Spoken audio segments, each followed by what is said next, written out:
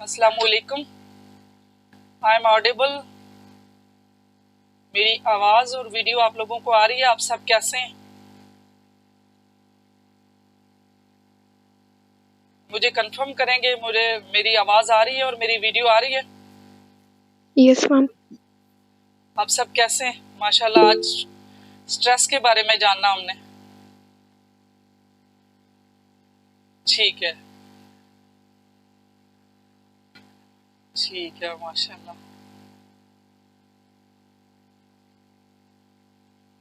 तो आज का टॉपिक, माशाल्लाह आप सारे एंक्शस हैं ना आज इस स्ट्रेस के बारे में जानने के लिए। माशाल्लाह आपको पता भी होगा, काफ़ी चीज़ें आपके पास होंगी भी स्ट्रेस के बारे में। तो देखते हैं आज स्ट्रेस क्या है, स्ट्रेस की मैनेजमेंट क्या है, उसकी कोपिंग स्ट्रेटजीज क्या हैं। तो आज डिटेल में ज़रा उसमें ऐसा ही होगा कि आप मेरे साथ चलेंगे और जो आपके क्वेश्चन आ रहे हैं तो उनको भी हम साथ मिलके तो जो है ना क्वेश्चन को भी डील करेंगे और उस तरह से ये होगा कि लर्निंग भी हमारी बढ़ेगी।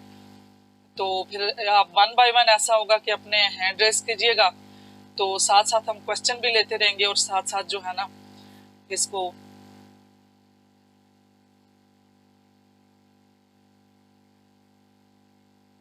आज हमने पढ़ना क्या है और क्या क्या चीज़ें हैं उसमें। स्ट्रेस की काइंड्स क्या क्या हैं, कितनी किस्म का स्ट्रेस होता है। कोविड के टाइम पे जो स्ट्रेस था उसकी क्या रेंजेस थी, क्या उसकी जो रिसर्च हुई है उसमें था। फिर हमने कैसे क्या जो स्ट्रेस सारे होते हैं वो क्या बुरे ही होते हैं या कुछ स्ट्रेस जो होते हैं वो बैड होते हैं या गुड भी होते हैं। फिर क्या आपने कभी स्ट्रेस को एक्सपीरियंस किया है, उसके साइंस और सिम्टम्स क्या हैं और रिस्पॉन्सेज क्या हैं, टूल फॉर कोपिंग क्या हैं, तो स्ट्रेस को कैसे डिफाइन करते हैं। तो इस तरीके से आज हम लेके चलेंगे। तो फर्स्ट ऑफ ऑल थोड़ा सा अगर आप लोगों में से कोई बताए कि स्ट्रेस आप किस तरह से स्ट्रेस को लेते हैं। कोई एक आध बंदा मुझे बताए कि आप स्ट्रेस के बारे में क्या जानते हैं और क्या समझते हैं, इसकी क्या डेफिनेशन आपके नज़दीक है।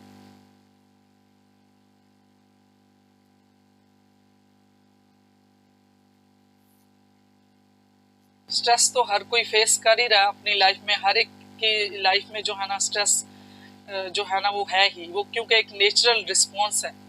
तो डेफिनेटली हर बंदे के माइंड में कोई ना कोई उसकी कोई पिक्चर, कोई ना कोई ऐसा इमेज बना हुआ कि स्ट्रेस क्या चीज़ है। तो हर एक के लिए डिफरेंट है और उसकी रेंज भी डिफरेंट है। हो सकता है वो स्ट्रेस किसी एक के लिए स्ट्रेस और दूसरे के लिए ना हो। तो कोई मुझे थोड़ा सा बताएगा स्ट्रेस के बारे में।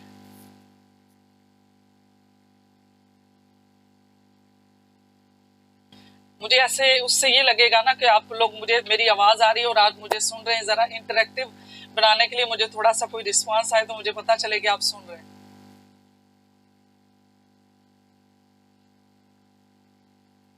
ठीक है, ठीक है, माशाल्लाह। सही, सही है, सही,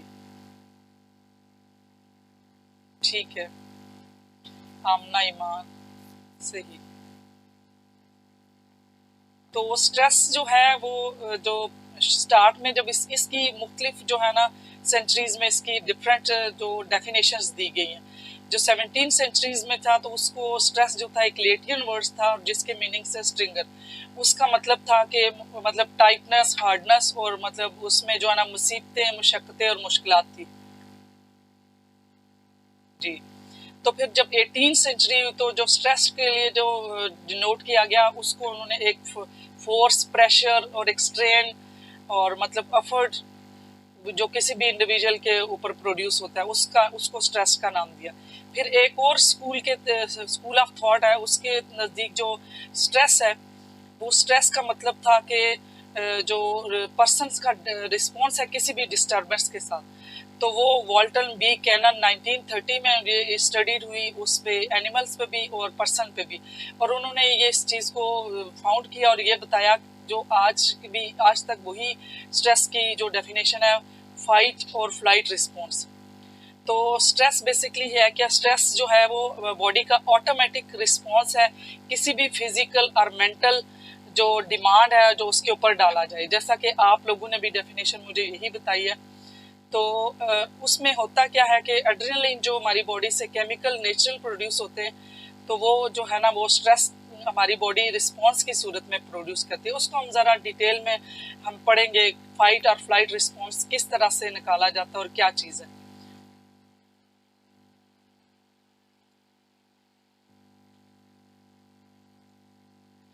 तो क्या सारे स्ट्रेस बुरे होते हैं या कुछ स्ट्रेस जो है ना वो ठीक भी होते हैं?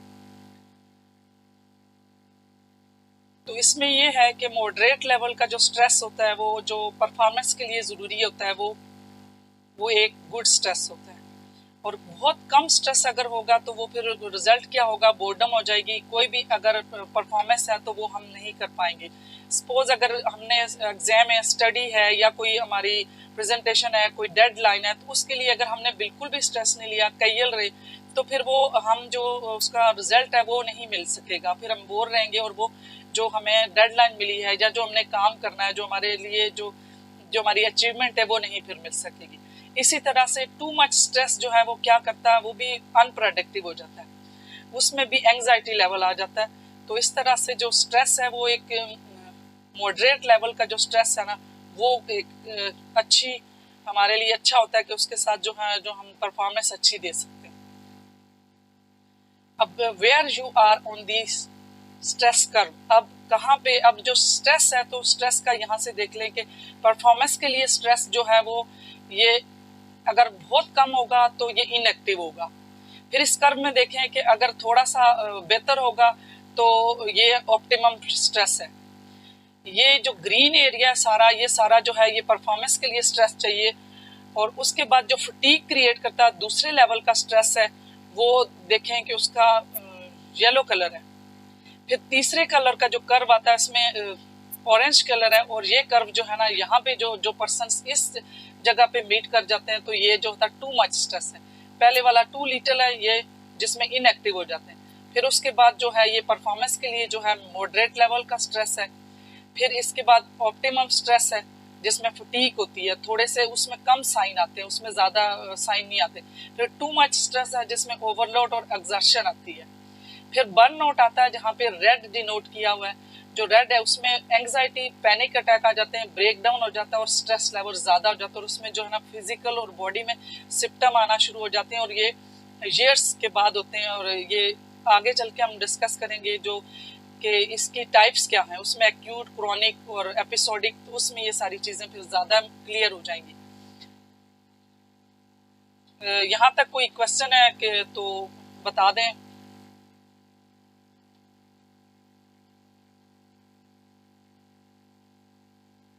मैं आगे चलूं या यहाँ तक क्लियर है आप लोगों को?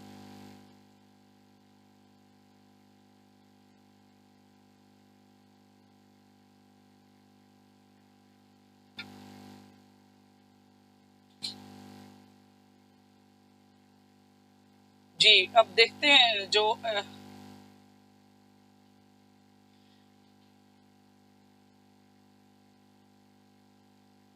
जी एंग्जाइटी अटैक आते हैं, बिल्कुल।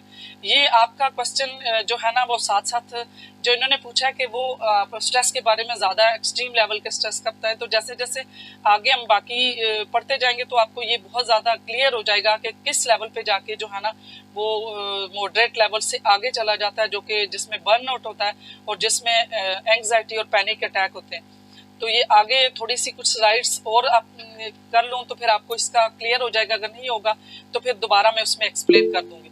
तो इसमें अभी देखें कि कॉमन स्ट्रेस, कॉलेज स्ट्रेस और स्ट्रेस डिफरेंट किस्म के किस किस जगह पे हैं और हम में से हर दिन कोई ना कोई स्ट्रेस को फेस कर रहा होता है। तो जो कॉलेज में वो बैलेंसिंग वर्क हो सकता है, स्कूल का हो सकता है, कोई फैमिली का स्ट्रेस हो सकता है, हेल्थ का स्ट्रेस हो सकता है, क्लास जो शेड्यूलिंग है, क्रेडिट लोड है उसका है, कास्ट ऑफ कॉलेज, कॉलेज की जो फीस होती है, कॉलेज में जो एग्जाम होते हैं या फिर किसी के स्टडी के मुख्तलिफ किस्म के स्ट्रेस के जो है ना नेचर है। Preparation for post graduation life हो सकती है, रिलेशनशिप के जो थ्रेट्स होते हैं, ट्रॉमाज होते हैं, वो फिजिकल भी, साइकोलॉजिकल भी और इमोशनल भी होते हैं। तो ये स्ट्रेस की जो है ना वो वो नेचर है कि किस किस तरफ से और किस किस एरिया में जो है ना स्ट्रेस होते हैं। तो स्ट्रेसर्स क्या हैं? Any event, force or condition that result in physical or emotional stress. Stressors may be internal or external forces that require adjustment or coping strategies on the part of affected individual.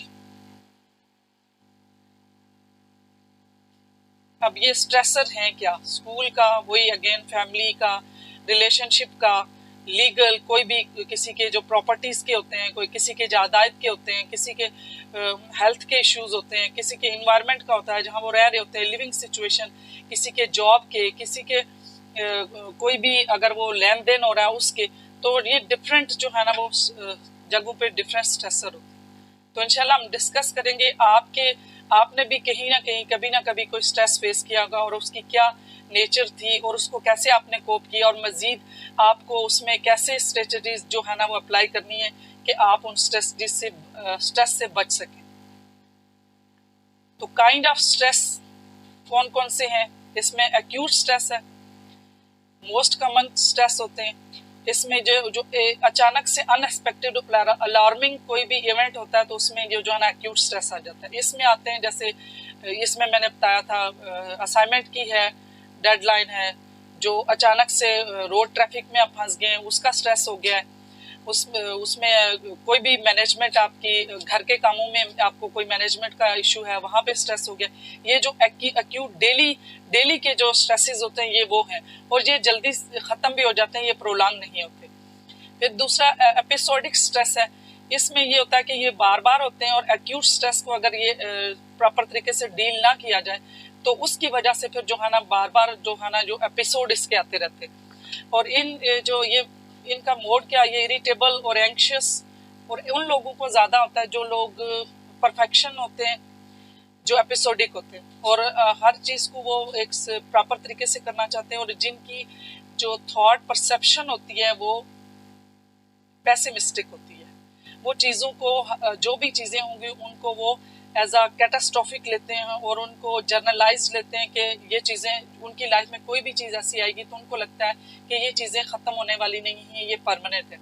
और वो ये भी उनकी perception होती है कि ये सारी चीज़ें वो चीज़ों को एक्सटर्नलाइज करते हैं, वो अपनी रिस्पॉन्सिबिलिटी नहीं लेते कि वो किस तरीके से इन चीज़ों को डील करें। तो उस वजह से फिर वो जो है ना उनके स्ट्रेस के एपिसोड बार बार आते हैं। इसके बाद आता है क्रोनिक स्ट्रेस। क्रोनिक स्ट्रेस जो होता है वो लॉन्गर पीरियड के टाइम के, वो उसमें ज़्यादा सीरियस इफेक्ट जो है ना वो बॉडी पे और मेंटल हेल्थ पे आते हैं और ये लगातार होता है और ये मतलब इसमें भी लोगों को लगता है कि ये चीज़ें ख़त्म नहीं होने वाली। इसमें भी जैसे गुर्बत का स्ट्रेस है, जिस तरह से कोई रिलेशनशिप में स्टक हो गया, ये प्रोलॉन्ग होते हैं और क्रोनिक होते हैं और ये भी कुछ सालों तक होते हैं। जो एपिसोडिक होते हैं वो भी 5 से 6 माह उसमें होते हैं और जो क्रोनिक होते हैं वो जो है ना 6 माह से ऊपर साल तक 2 साल तक जो रहने वाले स्ट्रेसेस होते हैं। और बाद में जो है ना यही जो आपका क्वेश्चन था, तो ये क्रोनिक जो स्ट्रेस होता है ना ये वो जो कि सालों तक चलते हैं और जो ऐसे स्ट्रेस होते हैं जिस तरह से ये कोई ऐसी सिचुएशन है देखें होपलेस होने की या कोई ऐसी चीज़ें जिसके ऊपर इंसान को लगता है कि मेरा कंट्रोल नहीं है और कोई जिस तरह से घरों में लोगों के जो पेरेंट्स की मिसमैचिंग होती है, उनके आपस में कन्फ्लिक्ट चलते हैं, अगर कोई मैरिड है तो उनके अपने कन्फ्लिक्ट चलते हैं, तो उस वजह से जो स्ट्रेस चलते हैं वो सालों साल चलते हैं, तो उसमें बर्नआउट ज़्यादा हो जाता है और उसमें जो है ना पैनिक अटैक आने लगते हैं और उसमें एंग्जाइटी जो अटैक होते हैं वो होते हैं और उनको लगता है कि वो ऐसी सिचुएशन में ट्रैप हो चुके हैं कि उसमें से उनके लिए निकलना मुश्किल है। तो ये जो क्रॉनिक स्ट्रेस है ये उस टाइप में आता है। अब जो मैम जी मैम जो 4 to 5 years तक स्ट्रेस रहे वो फिर क्रोनिक होता है? जी वो क्रोनिक होता है, वो तो फिर बाद में अभी माशाल्लाह अभी देखेंगे। तो उसमें ये है कि हमें एड्रेस करना चाहिए। अभी माशाल्लाह मैं आगे भी बड़ी डिटेल में बताऊंगी कि स्ट्रेस की जो मैकेनिज्म क्या है, स्ट्रेस होता क्या है और किस तरीके से होता है और हमारी बॉडी के किस किस एरिए पे कैसा इफेक्ट डालता है। तो वो जो रिस्पॉन्स होता है ना बॉडी का, तो वो जब हम जान जाएंगे तो फिर हम बड़े आसानी से अपने आप को चीज़ों को और डील कर लेंगे। और उसमें मैं आपको परसेप्शन का भी बताऊंगी कि किस तरह से एजेंसी थिंकिंग जो है ना वो हमने चेंज करनी होगी, जिसकी वजह से हम सब चीज़ों को डील कर लेंगे। और उसमें रेजिलियंस, तो रेजिलियंस क्या है वो उसके बारे में बताऊंगी। तो उसके बाद ये भी एक टाइप है एंटिसिपेटिंग स्ट्रेस। इसमें ये स्ट्रेस किसके लिए होता है, ये जो स्ट्रेस का नाम है ये बताता, इससे पता ही चल रहा है कि कोई ऐसा कंसर्न जो फ्यूचर के साथ है। और इसका जो होता है किसी स्पेसिफिक इवेंट के ऊपर इसकी जो है ना वो फोकस होता है। इसमें जैसे पहले मैंने बताया कि अगर कोई प्रेजेंटेशन आ रही है हमारी, या कोई किसी की शादी आ रही है, वेडिंग सेरेमनी आती है, कुछ ऐसी चीज़ें हो रही होती हैं, तो उसमें जो कुछ ऐसी चीज़ें होती हैं जो अनआइडेंटिफाइड होती हैं, उसमें बंदा जो स्ट्रेस ले रहा होता है कि अभी मैं कैसे मैनेज करूंगा, अभी किस तरह से करूंगा, उस स्ट्रेस का नाम जो दिया है वो एंटिसिपेटरी स्ट्रेस है। और उसमें भी बहुत सी चीज़ें ज़ाहिर है वो इंसान की परेशानियां फ्यूचर के बारे में और बहुत से अपने बिलीफ सिस्टम जो होते हैं उसकी वजह से जो स्ट्रेस हो रहे होते हैं ना, तो उस स्ट्रेस का नाम ये एंटिसिपेटरी। अब सिचुएशनल स्ट्रेस भी होता है, क्योंकि हम जब डील करेंगे, कोप करेंगे, तो उसके लिए ये बहुत ज़रूरी है कि पहले हम वेरीफाई करें कि हमारा ये स्ट्रेस कौन सा है। और इन सारे स्ट्रेसेस को जब हम कट डाउन करके जब एक एक चीज़ को वेरीफाई कर लेंगे तो फिर हमें उसको सॉल्व करना आसान हो जाता है। अब इस स्ट्रेस के बारे में कि ये सिचुएशनल स्ट्रेस है, तो सिचुएशन स्ट्रेस जो है वो इसका मतलब भी यही है कि कोई ऐसी स्केरी सिचुएशन, कोई ऐसी परेशानी वाली, कोई ऐसा प्रॉब्लम आ चुका है, कोई ऐसा कोई रिलेशनशिप का भी हो सकता है, कोई और इमरजेंसी, कोई आपकी इकोनॉमिक इमरजेंसी हो सकती है, कोई आप किसी क्लाइंट के साथ कोई कन्फ्रंटेशन हो सकती है, या फिर कोई ऑफिस में ऐसा काम हो गया और जो बॉस के सामने या किसी के सामने आपकी मिस्टेक है, तो वो जो आपको उस वक्त आपको स्ट्रेस होता है वो सिचुएशनल होता है। और फिर कभी अपने दोस्तों के सामने कुछ ऐसा हो रहा होता है कि आपको कोई ऐसी चीज़ आपके सामने आ जाए, या आपसे मिस्टेक हो जाए, या कोई ऐसी बात हो जाए, तो उसमें भी ये जो स्ट्रेस होता है कि अब इन दूसरों की नज़रों में या इस ग्रुप की नज़र में मेरी कोई वक़्त नहीं रहेगी, तो उसमें भी जो स्ट्रेस होता है ना, ये सारे सिचुएशनल स्ट्रेस आएंगे। अब ये यू फॉर स्ट्रेस है, यू फॉर स्ट्रेस, इसका मतलब ये है कि ये एक हेल्दी स्ट्रेस है और ये पॉजिटिव टाइप ऑफ स्ट्रेस है, और ये भी शॉर्ट टर्म होता है। ये आप लोगों में से भी कभी कभी किसी ने ज़रूर फेस किया होगा कि जब कभी बहुत ज़्यादा खुश होते हैं और एक्स्ट्रा एनर्जी आप फील करते हैं, और वो ये एक मोटिवेशन होती है कि आप कोई चीज़ परफॉर्म करें ज़रा बेहतर तरीके से और एक्सीलेंटली। ये कभी कभी आपका मूड अच्छा होता है तो ये इस तरह का जो स्ट्रेस होता है ना वो मतलब बंदा बड़ा ओवरवेल्म और बहुत खुश महसूस कर रहा होता है और वो काम भी बड़ा अच्छे तरीके से हो जाता है, तो इसको पॉजिटिव स्ट्रेस कहते हैं। अब हाइपर स्ट्रेस है।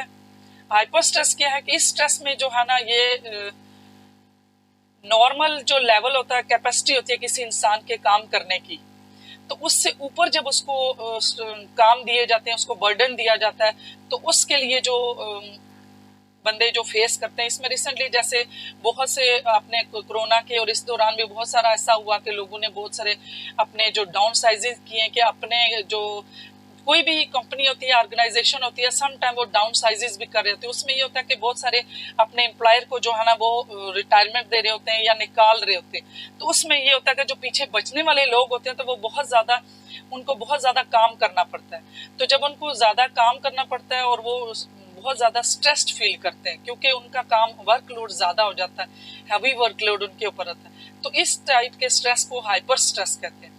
एक पर्सन कोई भी जो है ना वो एक्सपीरियंस इस किस्म का करेगा तो वो उसके इमोशन भी बहुत हायर हो जाएंगे। इसमें मेरे पास एक बंदा आया भी था और उसको ये था कि वो कहता है कि मैं जब जॉब मेरी एक मतलब काम के लिए तो मुझसे इतना ज़्यादा काम लिया जा रहा है और मैं इतना आउटबस, उसको यही था कि आउटबस हो रहा था, वो हर एक के ऊपर वो बरस पड़ता था। सम टाइम वो कहता है कि मैं जब इतना ज़्यादा स्ट्रेस होता हूँ तो मैं अपना सर दीवार पे मारता हूँ। फिर उसको वो यही चीज़ थी कि उसको बीच में ज़रा उसको छुट्टियाँ भी नहीं, फिर उसकी काउंसलिंग भी हुई, से सारी चीज़ें बताई, फिर वो छुट्टियाँ गुजार के आया। जब तो वापस आया तो ऐसे लग रहा था जैसे जाग की तरह बैठ चुका है और उसको कोई ऐसा था ही नहीं जो उसके इतने गिले शिकवे थे कि मैं इतना काम कर रहा हूँ और मुझे असाइन इस काम के लिए नहीं किया हुआ और मुझसे डबल काम लिया जा रहा है। तो फिर उसमें यह कि थोड़ा सा ब्रेक भी दी जाए तो काफ़ी जो है ना वो रिलैक्सेशन आ जाती है और वो जो बर्न आउट हो रहा था वो भी कम हो जाता है। अब ये बियर स्ट्रेस है, ये भी एक स्ट्रेस की किस्म है। बियर स्ट्रेस कब होता है? ये भी जो लगातार जब बंदा वो बहुत फील कर रहा होता है, एजिटेट होता है और उसको बहुत ज़्यादा चैलेंजेस दिए जा रहे होते हैं, मतलब उसके जब वो दिमागी काम जो डिमांडिंग जॉब होती है ना वो कर रहा होता है ना, तो उसका अपना पोटेंशियल जो है वो ज़्यादा स्ट्रेच हो रहा है, उसका पोटेंशियल जितना होता है उससे ज़्यादा काम लिया जा रहा होता है। तो सम टाइम आपने देखा है कि ऐसा होता है कि जो काम करने वाले लोग होते हैं तो उन्हीं को निचोड़ा जा रहा होता है। तो उस सूरत में भी ये चीज़ घर में भी होती है, रिलेशनशिप में भी होती है कि कोई एक बंदा जो है ना अपने रिलेशनशिप का बर्डन ले रहा होता है क्योंकि उसको ही निचोड़ा जा रहा, तो उसी को ओवर स्ट्रेस किया जा रहा होता है। तो बहुत सारे ओवर जो होते हैं फ्री राइडर होते हैं, वो मतलब चल रहे होते हैं लेकिन असल काम कोई एक बंदा जो स्ट्रेस ले रहा होता है ना, तो वो कोई एक शख्स ही होता है, तो वो इस बियर स्ट्रेस में आ रहा है, वो इस कैटेगरी में आएगा। अब इनकाउंटर स्ट्रेस है।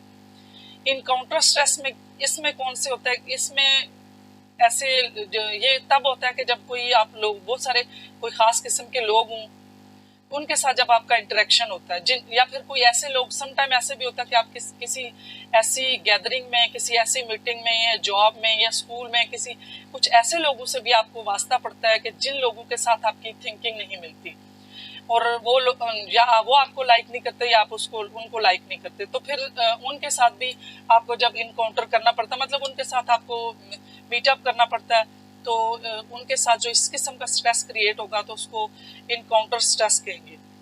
फिर इसी तरह से पर्सनल इंटरेक्शन है कि कभी कोई कस्टमर आ गया, वो क्लाइंट आ गया, जिस तरह से बैंक वाले मार्केटियर हैं, उनका तो जॉब ऐसी है कि उनको हर टाइप के इंसान के साथ जो है ना डील करनी है, चाहे वो उनकी पर्सनैलिटी के साथ मैच कर रहा है, उनकी थॉट्स के साथ मैच कर रहा नहीं कर रहा, वो नेगेटिव पर्सन है या कोई बॉडी लैंग्वेज भी या पर्सनैलिटी क्लैश है, जो कुछ भी है, तो उस दौरान जो स्ट्रेस क्रिएट होता है ना उसको इनकाउंटर स्ट्रेस कहते हैं। अब ये सर्वे है, तो इस सर्वे से तो खैर इतना वो कंसर्न नहीं है क्योंकि सर्वे तो चेंज होते रहते हैं, लेकिन फिर भी ये सर्वे जो हुआ था ये कोविड के दौरान हुआ था कि इसमें किस किस परसेंट का ये जो रिलेशनशिप जो कैंपस में थे उनका जो स्ट्रेस लेवल था वो 54 था। फिर जो जिनकी परेशानियां थी अपनी मतलब हेल्थ से रिलेटेड या अपने मतलब रिश्तेदारों के से रिलेटेड जो उनको एक स्ट्रेस हो रहा होता था उसका लेवल था 65। फिर इसी तरह स्ट्रेस जो घर में स्ट्रेस चलते थे वो 63। फिर इसी तरह से जो लगता था कि अभी स्कूल वर्क बहुत ज़्यादा, और आपने देखा कि कोविड के दौरान हर एक इंसान को डिफरेंट लेवल का स्ट्रेस डबल हुआ, और तब से लेके स्ट्रेस की जो लेवल है वो हर एक इंसान में ज़्यादा हो चुके हैं, चाहे वो स्कूल लेवल के हैं चाहे वो उसके होमवर्क के हैं, क्योंकि बच्चों के एक तरफ से बच्चों को और स्टूडेंट्स को हम ये कहते थे कि हमने मीडिया से और जो इंटरनेट से और मोबाइल से दूर करना है, और दूसरी सूरत में ऑनलाइन क्लासेस होती थी और उसमें जो स्ट्रेस होता था उस वजह से जो है ना बहुत ज़्यादा लोगों को स्ट्रेस फेस करना पड़ा क्योंकि दोनों चीज़ों को वो कोप नहीं कर सके। इसी तरह जो स्ट्रेस एंग्जाइटी का था कि अभी क्या होगा, एंग्जाइटी आपको पता है कि एक अनप्रिडिक्टेबल और अनसर्टेनिटी थी कि अब पता नहीं मतलब कैसे अपनी लाइफ के बारे में अपने रिलेटिव्स के बारे में, तो उसकी वजह से जो स्ट्रेस था वो 70% था। और इसमें यही है आपको कि जो स्ट्रेस की कैपेसिटी है वो मेंटल और फिजिकल जो है ह्यूमन इंसानों के ऊपर जो वो सर्वाइवल के लिए होती है और शॉर्ट टर्म और स्ट्रेसफुल सिचुएशन में होती है उसको नेचुरल डिजास्टर में। अब ये जो पेंडेमिक थी, पेंडेमिक जो है वो नेचुरल डिजास्टर से डिफरेंट थी, वो मतलब विजिबल होते हैं। अब जो पेंडेमिक होती है वो विजिबल भी नहीं होती और उसमें बड़े जो एग्जॉस्टेड इंसान फील करता और उसमें बड़े अप्स एंड डाउन आए थे और आते भी हैं, डिप्लीट भी होता था, बर्न आउट भी होता था क्योंकि उसमें बहुत ज़्यादा अनसर्टेनिटी है। तो ये भी एक किस्म का स्ट्रेस था और जो कि अभी तक हमारा ये स्ट्रेस ख़त्म नहीं हुआ, जो कि मतलब काफ़ी हद तक जो वर्किंग लाइफ बेहतर हो चुकी है, लेकिन अब तक इसके एपिसोड आ रहे हैं और हमारे बहुत से इंसान जो है ना अभी तक इस टाइप के स्ट्रेस भी अकुमुलेट होके, तो ये मुख्तलिफ जो स्ट्रेस हैं डेली, अब इनमें से कितने स्ट्रेसेस हैं, आप में से हम में से कितने लोगों को इनमें से कोई ना कोई स्ट्रेस जो है ना वो गिरे हुए हैं।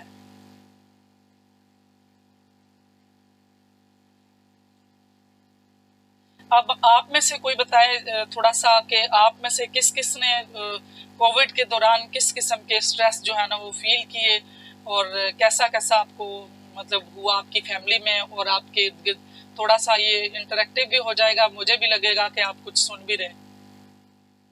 कोई अपना एक्सपीरियंस शेयर कर दें कि किस किस के साथ कैसा स्ट्रेस हुआ। मैम मोस्टली तो स्टडी का ही था, क्योंकि अच्छा जी। मैम तैयारी जैसे की थी, पूरा साल पढ़ा था और लास्ट में उन्होंने बोला कि पेपर्स नहीं होंगे, तो ज़्यादा स्टडी का था। आपको स्टडी का ज्यादा रहा, तो वैसे ये कि कहीं बिल्कुल अनसर्टेनिटी भी रहा, ये इन्होंने कहा ये ज्यादातर बिल्कुल अनसर्टेनिटी का तो बहुत ज्यादा रहा।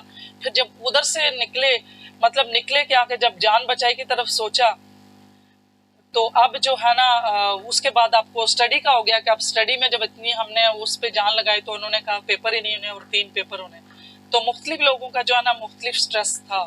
ये बिल्कुल ठीक करिए। मैं आपके जो है ना मैसेज पढ़ रही हूँ।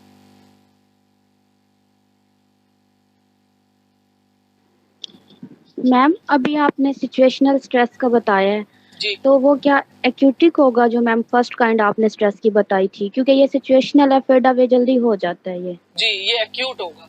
और अगर आपकी मतलब जॉब नेचर ऐसी है और जो भी पर्सन है कि जैसे बैंक में मार्केटियर है, तो उन्होंने अगर अपने आप को एड्रेस नहीं किया, कोपिंग स्ट्रेटजीज नहीं यूज की, डिफेंस मैकेनिज्म नहीं किया, तो दूसरा परसेप्शन, थिंकिंग पैटर्न नहीं चेंज किया, तो वो क्रोनिक में भी तो कन्वर्ट होगा। फिर वो जब क्रोनिक में होगा तो फिर बर्न आउट और फिर जो उसमें वही एंग्जाइटी, डिप्रेशन, और फिर उसके साथ साथ फिर जो इसके साथ लीडिंग डिजीजेज हैं, स्ट्रेस की जो है ना वो ये लीडिंग काज है, जिसमें जो है ना आपको पता है ये हाइपरटेंशन और इसके साथ हार्ट अटैक, ये डायबिटिक, ये सारी चीजें, ये मैं थोड़ा सा आगे जब आप मैकेनिज्म बताऊंगी, तो ये सब चीजें अगर हम इस स्ट्रेस को मैनेज नहीं करते टाइमली, तो वो चलते चलते बाजार तो हमें नजर नहीं आएगा। नजर तो तब आ जाएगा जब काफी चीजें डैमेज हो चुकी हो। यस। अस्सलाम वालेकुम। जी वालेकुम सलाम।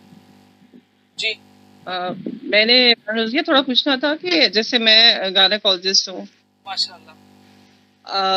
मैं काफी अच्छे से अल्लाह का शुक्र है काम कर रही हूँ, ठीक है जी। उसमें मेरा क्वेश्चन ये था कि इसको हम स्ट्रेस कहेंगे, जैसे भी आपने बताया ना कि जैसे हमारे भी डेफिनेटली क्लाइंट्स ही कहेंगे, पेशेंट्स आते हैं डिफरेंट आईक्यूज के होते हैं, इस तरह से एजुकेशनल वाइज भी। और तो अब मैं जैसे थोड़ा सा पेशेंट्स के मैंने जैसे उसको गाइड किया है कि आपको मतलब ये प्रॉब्लम है, आपने मॉनिटर है शुरू की और वो ब्लड प्रेशर भी, अच्छा वो फॉलोअप में आएगी और कुछ भी नहीं होगा, तो उसके उस वक्त जैसे मेरा जो थोड़ा सा बिहेवियर है वो थोड़ा सा जैसे मेरा रूड हो जाता है, कह लें इस तरह से, तब बाद में मुझे होता है कि शायद मैंने मिसबिहेव किया है, तो वो एक उसको हम स्ट्रेस कहेंगे या क्या कहेंगे? जैसे बाद में मुझे सोचती हूँ कि शायद मैं ना करती इस तरह, लेकिन जैसे मैंने उसको इतना गाइड किया, समझाया, बेसिकली उसी का मसला था।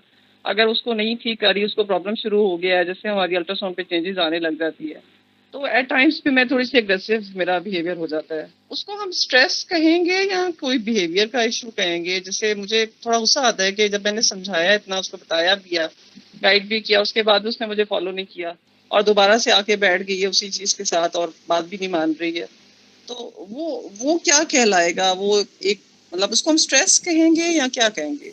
मतलब बहुत अच्छा क्वेश्चन है माशाल्लाह। होगा इसमें बहुत बहुत माशाल्लाह नाइस, आपका क्वेश्चन बहुत अच्छा है और बहुत कंसर्न है माशाल्लाह, क्योंकि सेल्फ डेवलपमेंट के लिए जब तक हम खुद को अवेयरनेस नहीं करेंगे, तो इमोशनल इंटेलिजेंस की जब हम वो लर्न कर लेंगे, तो उसमें हमें कभी भी किसी टाइम पे भी कोई इशू नहीं होगा। यहाँ पे आप बिल्कुल ठीक है, लेकिन आप अटैच्ड, डिसोसिएट नहीं है। हम हमारा देखें, हम जब क्लाइंट के साथ या किसी भी चीज में हमारी डिसोसिएशन बहुत जरूरी है, तो वो आप तभी सीखते हैं जब इमोशनल इंटेलिजेंस की टेक्निक सीखते हैं। तो उसमें जब आप ये सीख लेंगी कि मुझे मतलब मेरा काम तो इसको एक्सप्लेन करना, और फिर उसमें एक चीज और भी यहाँ पे मैं बताऊंगी कि हमारा हो सकता है कि वैसे ये इस स्ट्रेस से रिलेटेड नहीं है, लेकिन आपके क्वेश्चन का आंसर दूं ताकि बाकियों को भी शायद फायदा मिल जाए। हमने जब किसी को एक्सप्लेन करना है, जो न्यूरो लिंग्विस्टिक प्रोग्रामिंग जब से ये इंट्रोड्यूस हुआ है, तो उसका मतलब अभी पहले तो ये कहते थे कि 50% सुनने वाले का इशू है और 50% जो है ना बताने वाले का, कम्युनिकेटर का और कम्युनिकेशन जो कर रहा है वो। अब जो आज जो NLP की डेफिनेशन बता रही है, तो उसमें ये है कि अगर कोई किसी को कम्युनिकेट नहीं कर पा रहा, तो इसका मतलब है कि उसका इशू है। तो इस ओके। उसमें ये है कि जब हम किसी को एक्सप्लेन करें तो हमें मोडेलिटीज का पता हो। एक्चुअल इंसान जो है, हम सारे तो 4 मोडेलिटीज हमारी काम करती हैं, जिसमें विजुअल है, ऑडिटरी है, कैनेस्थेटिक है और ऑडिटरी डिजिटल है। जैसे जो विजुअल से है कि जो लोग देख के चीज़ों को समझते हैं, इंसान एट अ टाइम ये चारों मोडेलिटीज यूज कर रहा होता है। जब हम कोई भी चीज़ परसीव करते हैं, आपको जैसे पता है माशाल्लाह, जैसे हम कोई भी मेमोरी हमारी बनती है, हम देखते हैं तो 5 सेंसेस से हम परसीव करते हैं, तो फिर जाके हमारे माइंड में कोई एक इमेज बनता है। सपोज अगर एप्पल है तो उसका कोई ना कोई हमारे अंदर इमेज बना। पानी है तो पानी हमारे दिमाग को ठंडा नहीं लग रहा कि कोई हमारा इमेज बने, लेकिन हमारा दिमाग के अंदर पानी का एक कोई ना कोई शेप बन चुकी है। हमारा दिमाग जो है वो वर्ड्स और इस चीज़ों में प्रोसेस नहीं करता, वो इमेजेस में करता है। जिस तरह से आप मिरर देखते हैं तो हमारी जो मिरर में पिक्चर आती है वो और आती है, हमारी रियल में और आती है। इसलिए हम दूसरों के नज़र से अपने आप को जब देखते हैं तो हम खुद को पसंद करते हैं। तो उसमें ये है कि जो लोग होते हैं विजुअल, तो उनको चीज़ें दिखाएंगे भी साथ, तो उनके जो है ना लाशोर में सबकॉन्शियस में जाएंगी। तो हमारी हैबिट्स कहाँ होती हैं? सबकॉन्शियस में। हमने चेंज वहाँ जाके लाना होता है। फिर इसी तरीके से कुछ लोगों का जो है ना वो प्रेफरल सिस्टम इसको कहते हैं। तो इन चारों में से वो यूज तो करेगा चारों, लेकिन एक जो होगा वो प्रेफर होगा, वो बायस होगा कि उसको उसी सूरत में बात की जाएगी, दिखाई जाएगी तो उसको समझ आएगी, तो उसके जाके लाशोर में बैठेगी। और चेंज कहाँ से होना? हमारे सबकॉन्शियस से। कॉन्शियस तो आपको पता है कि कॉन्शियस हमारा सिर्फ प्लानिंग के लिए है, रीजनिंग के लिए है, डिडक्टिव के लिए है, और लॉन्ग टर्म से मेमोरी को जो वर्किंग है वो रिट्रीव करके लेके आता है। पास से जो हमारे लॉन्ग टर्म जो हाउसवेयर और सॉफ्टवेयर है उसमें से चीज़ें लेके आएगा। तो इसलिए कॉन्शियस का तो इतना काम नहीं है। कॉन्शियस हमारा क्रिटिकल बैरियर, जब हम उसको हटाएंगे तो जाएगा। तो हटेगा इस सूरत में कि जो उसका प्रेफरल सिस्टम है, जैसे किसी का देखने का है तो वो फिर एक लंबा है कि उसको हमें पता कैसे चलेगा कि देख रहा है, इसलिए कि उसकी आंखें मोस्टली ऊपर की तरफ जाएंगी। फिर वो चेयर पे आगे आके बैठेगा, तो इसका मतलब है कि प्रेफरल सिस्टम उसका देखने वाला है। तो फिर आप उसको लिख के या कोई चीजें ऐसे दिखाएंगी कि ये आपके साथ हो जाएगा। फिर इसी तरह अगर कोई सुनने का बायस है, तो सुनने का बायस ये होगा कि उसकी आंखें जो है ना वो लेफ्ट को जाएंगी, तो उसमें ये होगा कि इसका मतलब है ये विजुअल है, ये बार बार कानों की तरफ से वो करा, और हाथ भी कानों की तरफ लेके जाएगा। जैसे अभी मैंने आपको बताया ना, उससे पता चलेगा कि ये कानों से सुनने वाला है। तो वो कानों से सुनने वाले लोग थोड़ी धीमी आवाज को पसंद करते हैं, तो फिर हमें उनके साथ धीमी आवाज में बात करना, ताकि उनके सबकॉन्शियस में ये आप अगर माशाल्लाह ये वाला समझ जाएंगे ना, तो फिर आप क्लाइंट के साथ बहुत अच्छा डील कर लेंगे। फिर काइनेस्थेटिक जो होते हैं, उनकी आंखें दरमियान में होती हैं, वो फील करते हैं। तो फिर उनको जो है ना जरा उनको करीब बैठ के, वो चाहते हैं कि कोई उनके करीब बैठे और बात धीरे से, उनके वो भी जो है ना आवाज कम पसंद करते हैं। तो फिर इसी तरह जो ऑडिटरी डिजिटल लोग होते हैं वो क्वेश्चन बहुत करते हैं, वो कीड़े निकालने वाले होते हैं। तो उनको भी ये होता है कि उनके जो है ना लॉजिक के तहत उनको समझाएं। तो जब हम इन चारों तरीके से समझ जाएंगे कि ये बंदा समझना कैसे चाह रहा है, तो वो माशाल्लाह फिर आप समझ जाएंगे, आपको उसी तरीके से समझाएंगे। मतलब डिफरेंट, किसी को ज़रा इस्लामिक पर्सपेक्टिव देना पड़ता है, किसी को पिक्चर्स दिखानी पड़ती हैं, तो माशाल्लाह से वो फिर समझ आएगा और वो उसके अंदर चेंज आ जाएगी। तो रही जो आपने जो पहले बात की कि मुझे क्यों मतलब इस तरह से गुस्सा आता है, वो मेरा बिहेवियर है या फिर कोई मुझे स्ट्रेस हो रहा था, बर्नआउट, तो उसमें ये है कि दोनों चीज़ें भी आ सकती हैं। तो वो तो चीज़ें माशाल्लाह आप डीप ब्रीदिंग, वो आगे चीज़ें मैं बताऊंगी कि कैसे कैसे हमने अपने आप को कोप करना है और किस तरीके से हमने अपनी जो परसेप्शन है वो चेंज करनी है, थॉट प्रोसेस कैसे चेंज करना है। तो उसमें जो मैंने आपको बताया कि डिसोसिएशन है, हम किसी भी चीज़ को उसके साथ एसोसिएट हो जाते हैं। तो हमें ये हो कि मेरा काम था बताना, मैंने इनको बता दिया, मैं अपनी तरफ से पूरी कोशिश कर रही हूँ, अब ये नहीं कर रही, तो मैंने किसी की जगह मतलब बाय नहीं करना। इसका मतलब है कि मेरा कंट्रोल एक्सटर्नल है, क्योंकि मुझे कोई भी जो है ना इसका मतलब है गुस्सा दिला सकते हैं, तो मेरी इंटरनल फिजियोलॉजी चेंज हो जाएगी। आपको पता है कि जब हम गुस्से में जाते हैं तो आपको माशाल्लाह ज़रा आप गायनेकोलॉजिस्ट हैं, आपको तो बहुत डिटेल इसकी मैकेनिज्म पता होगा कि ये होता क्या जब हमारे अंदर जब स्ट्रेस अलार्मिंग ये जो इमरजेंसी अलार्म लगता है, तो उसमें एड्रिनल ग्लैंड से कैसे, वो आगे मैंने स्लाइड में भी की हुई है, किस तरह से हार्ट रेट रेज हो जाता है, किस तरह से जो हार्ट वो ज़्यादा पंप करते हैं। तो वो पूरी फिजियोलॉजी, तो इसका मतलब है कि जब मुझे ये बात पता है तो मैं एक क्लाइंट जो मुझे आ रहा है तो मैं उसकी वजह से अपने बॉडी पे बुरा असर क्यों डालूं। तो माशाल्लाह आज के वक्त मुझे लगता है कि आप ये चीज जरूर करेंगी जी इंशाल्लाह। कि जो जी जी मुझे किसी दूसरे की वजह से मैं क्यों अपना मतलब क्यों मेरा खून क्यों गर्म हो, आम लफ्जों में मैं अपने खून को क्यों गर्म करूं। तो उसमें ये okay, thank you so much, so nice. बिल्कुल, तो जी इंशाल्लाह जी आप ये थैंक यू। उसी वक्त असल में होता है। इसमें एक चीज आपने ये करनी है कि कभी भी आप आहिस्ता आहिस्ता हम जो है ना वो मैनेजमेंट सीख लेते हैं। आपने ये जी सीखना जी है कि मैंने रिएक्ट नहीं करना, रिस्पॉन्ड करना है। रिएक्ट में ये होता है कि मेरे आपको पता है कि लिम्बिक सिस्टम में यहीं तक जाता हमारा जब वो स्टिमुलस आती है। जब जाहिर है जब क्लाइंट आया उसने कहा कि किया ही नहीं, आपने पेपर देखे उसके और रिपोर्ट्स खराब आना शुरू हो गई, तो आप क्या ट्रिगर हुई, स्टिमुलस हुआ। वो ट्रिगर क्या हुआ, वो यहाँ से जो सेंसरी हमारे नर्व में वो लेके गई और लिम्बिक सिस्टम तक गई। वहां से उसने ये जो हमारा हायर सेंटर है कॉग्निशन वाला, तो उस तक तो गई नहीं, प्री फ्रंटल कॉर्टेक्स तक तो आया ही नहीं है। तो जब हम जी उसमें जी से हम ये जब भी कोई बात हो तो उस वक्त फौरन लिख के रख ले शुरू शुरू में, बाद में हमारा माइंड ट्रेंड हो जाता है। उसमें लिखते हैं कि मैंने रिएक्ट नहीं करना, रिस्पॉन्ड करना है। वो चीट पे जी लिखें, जी मोबाइल पे लिखें, तो जब भी आप वो खोलेंगी तो आप देखेंगी मैंने रिएक्ट नहीं करना, रिस्पॉन्स। दूसरी चीज के 2 दफा आप डीप ब्रीदिंग कर लें, 1 दफा ही कर लें, वो इतना टाइम मिल जाएगा कि जी वो यहाँ चला जाएगा। फिर उसमें दूसरा ओके ये भी है कि आप काउंटिंग कर लें बैक 5 से लेके, एक रूटीन बन जाएगी। जी 3 से पीछे गिने, 5 से गिने, और फिर आप देख लेना कि ये टिप्स यूटिलाइज करके तो आप कितनी इमोशनल इंटेलिजेंट हो। माशाल्लाह बाकी लोग भी सुन रहे हैं, ये टेक्निक्स यूज करेंगे तो फिर आहिस्ता आहिस्ता असल में हमारी लाइफ का पर्पज ये है कि खुद को जानना और जी हमारे जो रसल है रसूल को जानना, फिर अल्लाह को पहचानना। तो जब खुद को जी पहचानेंगे जी शुक्रिया। फिर हमें पता चलेगा कि हमें अल्लाह ने कैसे बनाया, हम कैसे काम करते हैं। फिर तो वो रूहानियत मतलब विजडम के डोर आपके खुल जाएंगे। वो ये जो लेवल हैं, 3 लेवल तो हम वैसे भी एनिमल के साथ शेयर करते हैं, जिसमें वो ये सारी चीजें हैं। तो उसके बाद जो है ना तो बाकी जो हमारा विजडम स्टार्ट होता है वो थैंक यू चौथे वेरी लेवल मच। से, चौथे लेवल से। तो हम सब ओके ने ठीक है, थैंक यू। कॉग्निशन की लेवल तक सरवाइव करना, और मेरी ये बहुत कोशिश है, मुझे बहुत अच्छा लगता है ये चीज एक्सप्लेन करना कि हम जो है ना हम चौथे लेवल पे जाएं। 3 लेवल तो हम एनिमल के साथ शेयर कर रहे हैं ना, खाना पीना, सोना जागना, सेक्स, आगे से फैमिली, फिर अटैक करेगा कोई तो वापस बदला लेना, तो वही दुश्मनी रखना, ये सब चीजें। तो इससे बढ़ के जो हमारी विजडम होगी कि नहीं मैंने बीच का जो रास्ता तलाश करना है वो जाके वो उसका आता है। तो मेरे ख्याल से कुछ लंबा हो गया, जी बाकी बोर तो नहीं हुए, ये चीज कुछ ना कुछ। Thank you so much. Welcome मुझे तो बहुत अच्छा लगा, आपने बहुत अच्छा एक्सप्लेन किया, thank you very much. Welcome. Ma'am जी जी मैम अभी आपने बोला कि जो सेंटर ऑफ आइज मीन्स जो सामने देखते हैं वो जी फील करते हैं, मैम इसके बारे में थोड़ा दोबारा बताएं। एक्चुअली ये रिप्रेजेंटेशनल सिस्टम है, ये एक्सटर्नल रिप्रेजेंटेशन सिस्टम नुमाइंदा, और ये है एनएलपी की technique.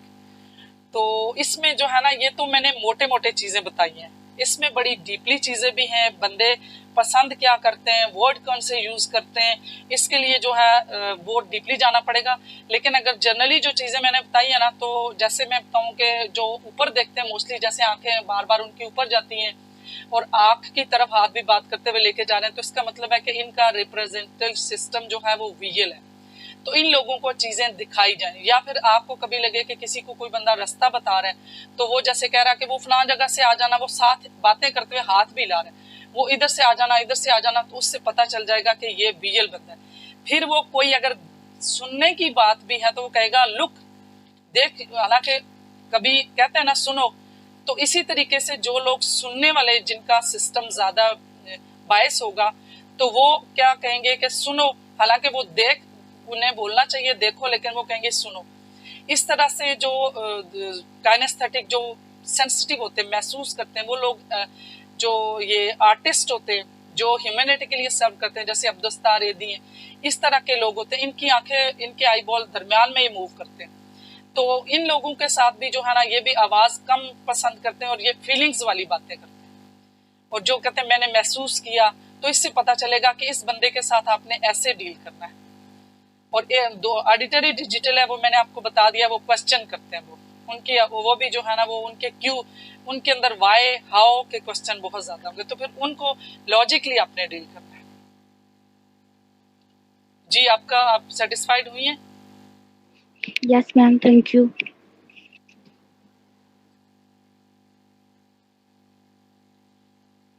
How do you know when you are experiencing stress? कैसे पता चलेगा कि आप जो है ना स्ट्रेस को कैसे फील कर रहे हैं? तो उसके लिए क्या अलग से पता होगा कि इमोशनल, फिजिकल, बिहेवियर, इन चारों तरह से इंसान जो है ना वो स्ट्रेस को फील कर रहा होता है। अब इसमें होता कैसे है, स्ट्रेस रिस्पॉन्स कैसे करता है? कोई भी परसीव थ्रेट, जैसे डेडलाइन किसी चीज़ की भी हो सकती है, कोई रिलेशनशिप के इशू भी हैं, जॉब के भी हैं, किसी लिविंग स्टैंडर्ड के, किसी भी टाइप का जो भी स्ट्रेस होगा वो थ्रेट। उसके बाद फिजिकल रिएक्शन क्या आएगा? स्ट्रेस हार्मोन रिलीज होंगे, हार्ट रेट बढ़ेगा, ब्रीदिंग रेट, आईज मूवमेंट, सारी चीज़ें, वो पिपल डायलेट होंगे, आंख कान सुर्ख हो जाएंगे, ये सारी चीज़ें होंगी। इफेक्ट्स उसका जैसे पहले भी बताया पीछे, यही चीज़ें बार बार रिपीट होंगी ताकि थोड़ा सा क्लैरिफिकेशन ज़्यादा होती जाएगी कि स्ट्रेस है। उसमें शॉर्ट टर्म्स हेल्पफुल भी होते हैं और लॉन्ग टर्म जो होते हैं वो नेगेटिव होते हैं। जैसे पहले भी देखा, शॉर्ट टर्म है वो कैटर हो गया, रिजॉल्व हो गया, वही स्ट्रेस अगर बार बार एपिसोडिक भी हुआ तो वो लॉन्ग टर्म में चला जाएगा, उसके इफेक्ट्स जो है ना वो नेगेटिव। अब फाइट और फ्लाइट फ्रीज, जैसे मैंने बताया कि 19th सेंचुरी के बाद से अब इस जो स्ट्रेस को इस तरह से एक्सप्लेन करते हैं कि इंसान जो है ना वो अगर कोई भी अलार्मिंग सिचुएशन या इमरजेंसी बॉडी, ये हमारे अंदर अल्लाह ताला ने बाय नेचर एक इमरजेंसी सिस्टम रखा हुआ कि जब भी कोई थ्रेट हो, एक्चुअल जब इंसान अल्लाह ताला ने इस दुनिया में आए थे तो उस वक्त इंसान गारों में रहते थे और उस वक्त ये होता था कि अल्लाह ताला ने बाय डिफॉल्ट इंसान के अंदर पहले नेगेटिव थॉट रखी है। इंसान सबसे पहले परसीव नेगेटिव चीज़ को करता है, लेकिन हमने अपने माइंड को ट्रेंड ऐसे करना है कि हम अगर चंद सेकंड के लिए हम जब तक जजमेंट करते हैं कि रियल में नेगेटिव नहीं है, तो हमने अपने माइंड को ट्रेंड करना है कि हम चीज़ों को पॉजिटिवली लें। तो सबसे पहले इसलिए होता था कि कोई ना कोई जानवर, उस वक्त घर भी नहीं होते थे, तो वो अटैक कर लेगा, तो उस जानवर से बचने के लिए अगर इंसान पहले से ही हर चीज़ को पॉजिटिव बाइस कर ले, जो कॉग्निटिव बायस होता है, तो अगर कोई शख्स पॉजिटिव बायसनेस में रहे कि नहीं कुछ भी नहीं होगा, तो फिर ज़ाहिर है वो अपनी जान से भी जाते हैं। तो इसलिए अल्लाह ताला ने हमेशा हर इंसान में, चाहे वो कितना ही पॉजिटिव है, उसके अंदर बाय डिफॉल्ट है कि उसको पहले नेगेटिव थॉट आएगी। तो हमें इसको ट्रेंड करना है कि पहले उन चीज़ों को जज कर लें तो फिर उसको पॉजिटिव में बदलें। अब इसमें होता क्या कि जब कोई भी ऐसा स्ट्रेस हुआ तो सबसे पहले 3 तरह का फाइट फ्लाइट। फाइट में ये होता है कि अब वो उसकी तरफ, आपने देखा भी होगा कि हर इंसान का डिफरेंट, कोई गुस्से में चीखना चिल्लाना शुरू कर देता है, कोई अपनी मुठ्ठियाँ पसीजना शुरू कर देता है, कोई गुस्से में काफ़ी बढ़ जाता है, किसी का एंगर जो गुस्सा है वो किसी ज़्यादा अब तक जाता है, किसी में कम। फिर दूसरा होता है कि फ्लाइट, उसमें ये होता है कि बंदा बहुत ज़्यादा नर्वस हो जाता है, वो लड़ नहीं सकता। फाइट का मतलब ये होता है कि उस सिचुएशन से आपने लड़ना है, उसके साथ फाइट करनी है। अब फ्लाइट का मतलब यह है कि अभी वो आप लड़ नहीं सकते, कुछ नहीं कर सकते, उसमें क्या होता है, नर्वस हो जाते हैं, एंक्शियस हो जाते हैं, पैनिक, फिजिटिंग, इधर उधर घूमना शुरू कर देते हैं, कोई चीज़ों को इधर उधर मूव करना शुरू कर जाते हैं, रेस्टलेस हो जाते हैं और वहाँ से भाग जाते हैं। इसमें भी ये जो इधर उधर मूव करते हैं तो उस वक्त भी हमारे अंदर जो है ना पॉजिटिव हार्मोन रिलीज होते हैं, जिस वजह से जो थोड़ी सी एंग्जाइटी होती है वो कम होती है। फिर फ्रीज ये होता है कि अपने आप को बिल्कुल स्टक फील करते हैं, ऐसे जैसे बिल्कुल स्टक हो गए, उन्हें कोई समझ नहीं आती, डम हो जाते हैं, कोई फैसला नहीं उस सिचुएशन में कर सकते और उनकी सांस उखड़ने लगती है, अपने आप को भारी समझते हैं और बिल्कुल ऐसे लगता है कि शट डाउन हो गया, अभी हम कुछ भी नहीं कर सकते। तो ये 3 तरह का रिस्पॉन्स हर इंसान के साथ होता है। अब ये आया थॉट्स, बिलीव्स एंड परसेप्शन। ये बहुत मैटर करता है कि हम हमारा परसेप्शन अपने बारे में, लोगों के बारे में और दुनिया के बारे में परसेप्शन क्या है।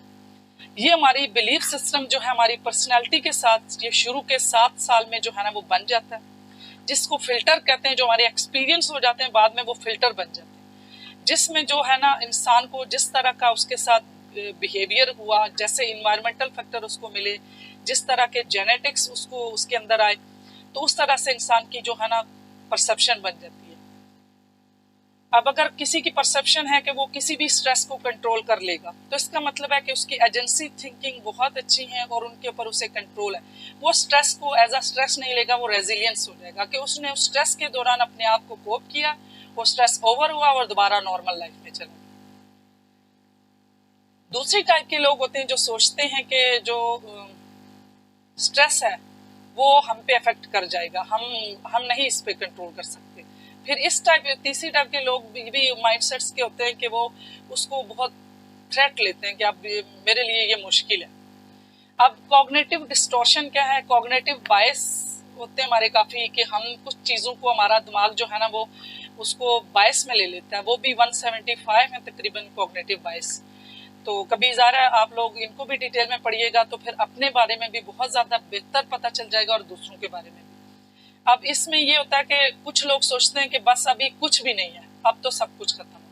ओवर जनरलाइज ये होता है कि ये पहले कैटेगरी में वो कहेंगे कि कैटास्ट्रोफिक थॉट्स होती हैं। जैसे ही कोई ऐसा इंसिडेंट्स आया, कुछ उन्होंने कहा तो मैं तो कुछ कर ही नहीं सकता, बस उसमें 5 किस्म की उनकी जो है ना cognitive bias I, 5 thoughts I कि नहीं मेरे साथ ही क्यों होता है, अब दूसरों के साथ नहीं होता, अब ये मैं तो अब कुछ नहीं कर सकता, बिल्कुल हेल्पलेस हो गया, और अब तो सब कुछ खत्म हो गया और अब कुछ भी नहीं हो सकता। ये हमारी कॉग्निटिव जो है ना बायसनेस आती है।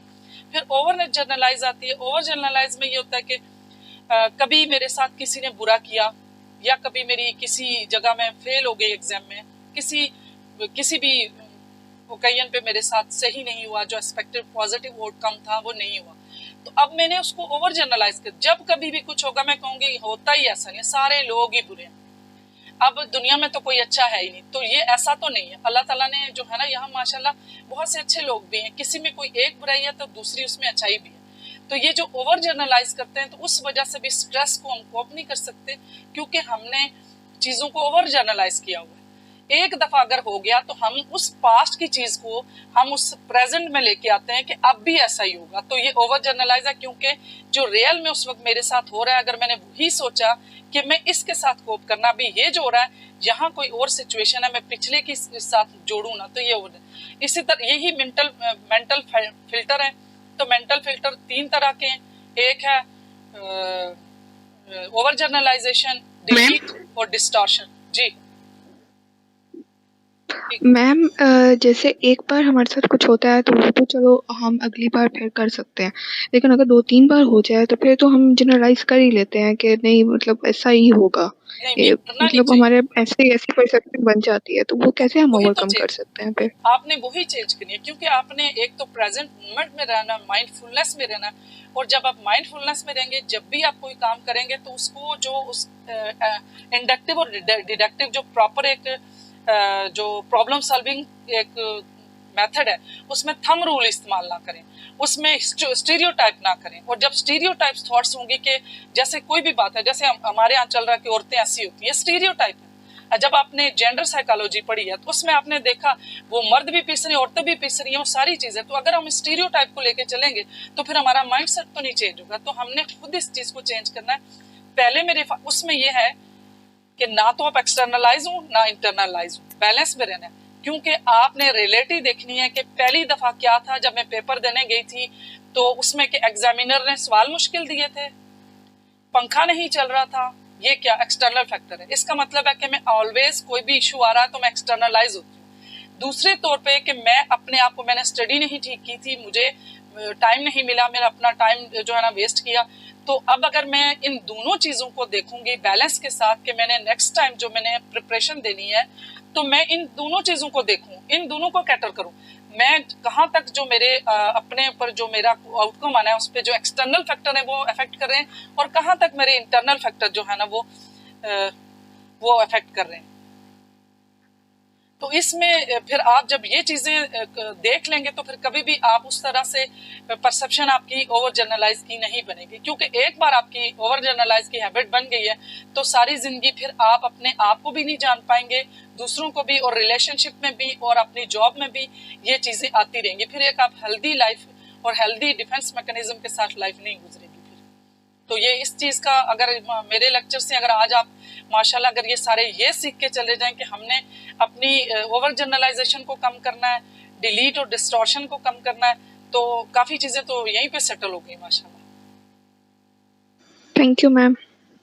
तो दूसरा था इसमें डिलीट का भी यही है कि अगर हमारे जब कोई भी हमारी इंफॉर्मेशन आती है हमारे पास तो फिल्टर लग चुके हैं। जो मैंने बताया फिल्टर किसको कहते हैं, हमारे एक्सपीरियंस से वो 7 साल तक लग जाते हैं, क्योंकि 7 साल तक बच्चा अब्जॉर्ब ऐसे करता है, स्पंज है जैसे। उसको जो भी इंफॉर्मेशन मिलती है उसको सही और गलत का नहीं पता। वो सारी की सारी उसकी जो है ना वो एक क्लीन स्लेट है, तो उसमें वो शेप बन रही है। अगर ट्रायंगल बन रही है तो बन गई है, अगर सर्कल बन गया तो बन गया।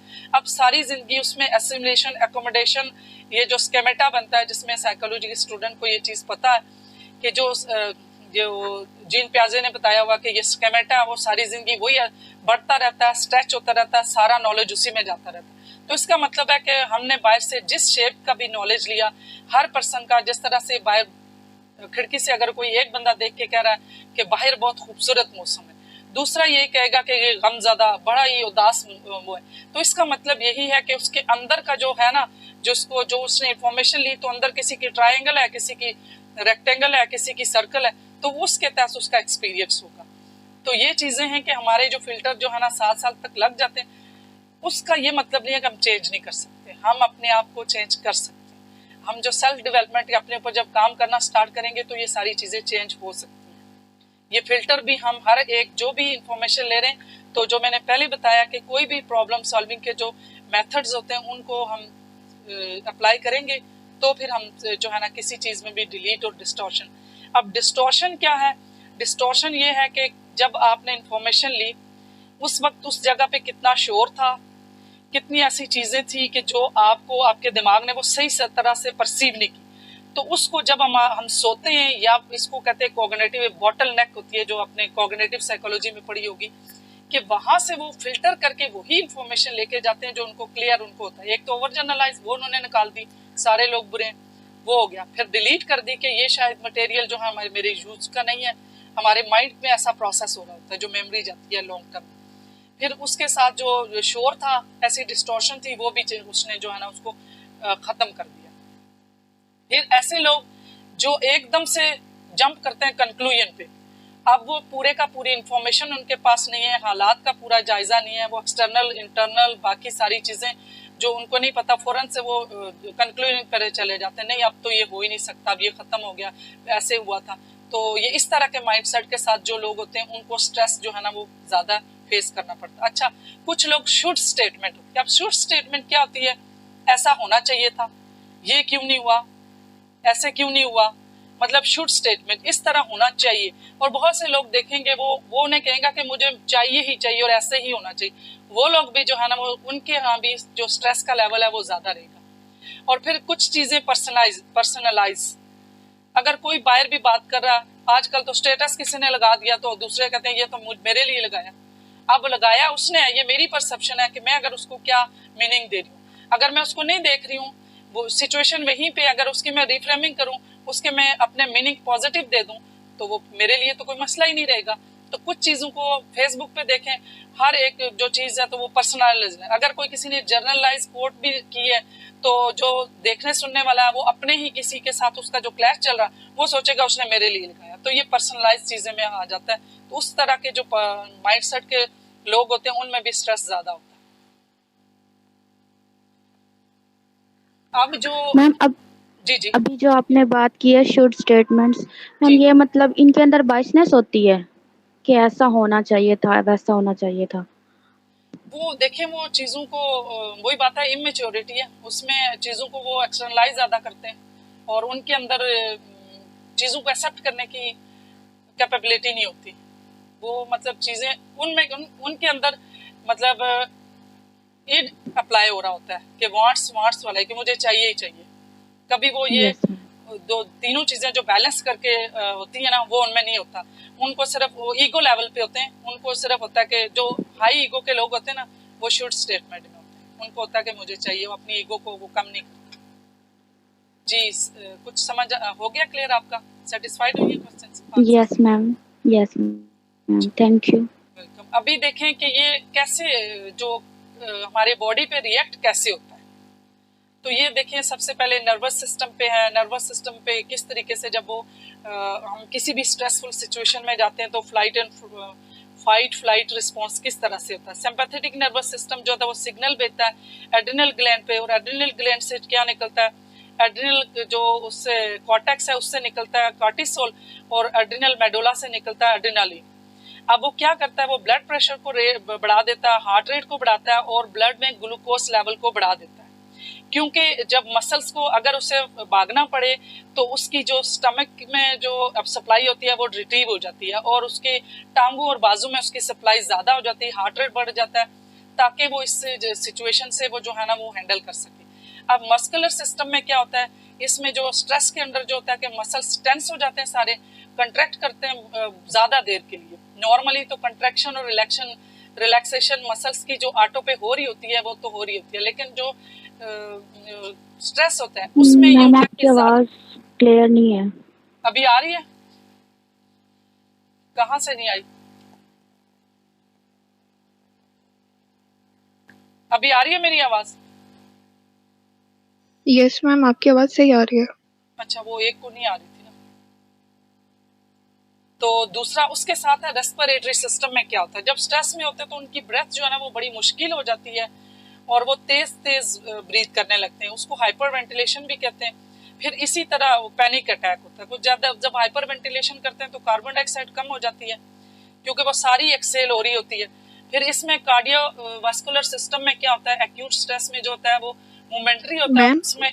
जी मैम, पर जब सांस नहीं आ रहा होता तो फिर वो ज्यादा बड़े बड़े सांस लेते हैं तो उसकी वजह से पैनिक अटैक्स होते हैं, नहीं जी लेने चाहिए क्या?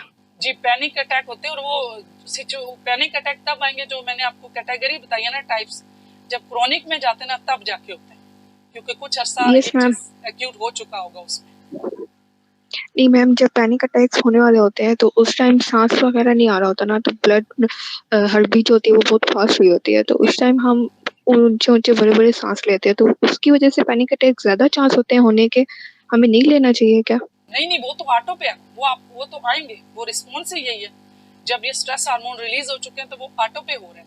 उसमें जो है आपने ये करना है कि आपने जो ब्रीदिंग एक्सरसाइज है, जो आपने अपने 5 सेंसेस को डिस्ट्रैक्ट करना है, वो टेक्निक्स बताऊंगी, वो आपने नॉर्मली भी करनी है, क्योंकि हमारे माइंड में एक पैथवे बनता है जब न्यूरल पैथवे, तो आपने कोई नई चीज जब सीखते हैं तो वहां पे एक रास्ता बन जाता है, पगडंडी वो फौरन उसमें चला। अगर आपने पहले से ब्रीदिंग करने की टेक्निक्स आपने सीखी नहीं, जब आप नॉर्मल थी, तो अचानक उस वक्त करेंगे तो वो नहीं हो पाएगा। इसलिए जब नॉर्मल होता है तो ब्रीदिंग एक्सरसाइज सीखते हैं, माइंडफुलनेस सीखते हैं और 5 सेंसेस को बिजी करते हैं। तो वो जो 5 सेंसेस को बिजी हो रही होती है तो 5 के नंबर से जो है ना वो चीज़ों को देखना, 4 को सूंघना, 3 को चखना, टच करना और उसके बाद ये सुनना, ये जब हम बिजी करते हैं तो इंटरनल फिजियोलॉजी फौरन शिफ्ट हो जाती है और वो जो रिलैक्सेशन पैरासिम्पैथेटिक सिस्टम होता है वो रिलीज हो जाता है, फिर वो एक्टिवेट हो जाता है।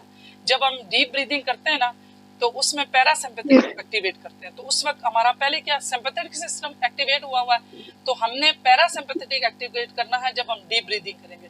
तो पैरा में क्या, पैरा का मतलब होता है हमदर्दी के तौर पे, उसके पहले एक एक्टिवेशन हुई थी तो वो सारी चीजें ऊपर गई हैं, तो उन सारी चीजों को नीचे लेके आएंगे वो नॉर्मल लेवल पे। मैम, जब पैनिक अटैक्स होते हैं उस टाइम तो कुछ समझ ही नहीं आ रही होती है, जैसे बहुत चक्कर आ रहे होते हैं, तो कुछ मतलब सुनाई नहीं दे रहा होता, आंखें नहीं खुल रही होती, जी तो बिल्कुल, सांस नहीं आता, उस टाइम कैसे करें ऐसे? उसमें यही तो मैं बता रही हूँ, ये तो एक दफा बंदे को पता चल गया अपना कि वो किस तरह का कितना सेंसिटिव है, चीजों को कैसे हैंडल कर सकता है, उसकी परसेप्शन, ये जैसे पीछे इतनी चीजें डिस्कस हुई हैं, तो जो लास्ट में मैं अभी आपको बता रही हूँ कि उसमें आप ब्रीदिंग सीखेंगे, माइंडफुलनेस सीखेंगे, तो जो पहले कर लेंगी तो दिमाग को आदत हो जाएगी, फिर उस टाइम करेंगे तो वो फौरन कूल हो जाएगा, एक आपका बटन ऑन हो जाएगा, आपने एक सॉफ्टवेयर अपने माइंड में डाल दिया, जैसे ही आपकी वो सिचुएशन आई आपने डीप ब्रीथिंग शुरू की और वो ऑटोमेटिकली वो स्टार्ट हो गई, क्योंकि वो आपने सीखा हुआ है और सीखी हुई चीज फौरन हो जाती है, ओके तो उसी टाइम तो ओके नहीं हो मैम, सकती ना। Thank you. बिल्कुल, वो आप पहले सीखेंगी, उसकी प्रैक्टिस करेंगी।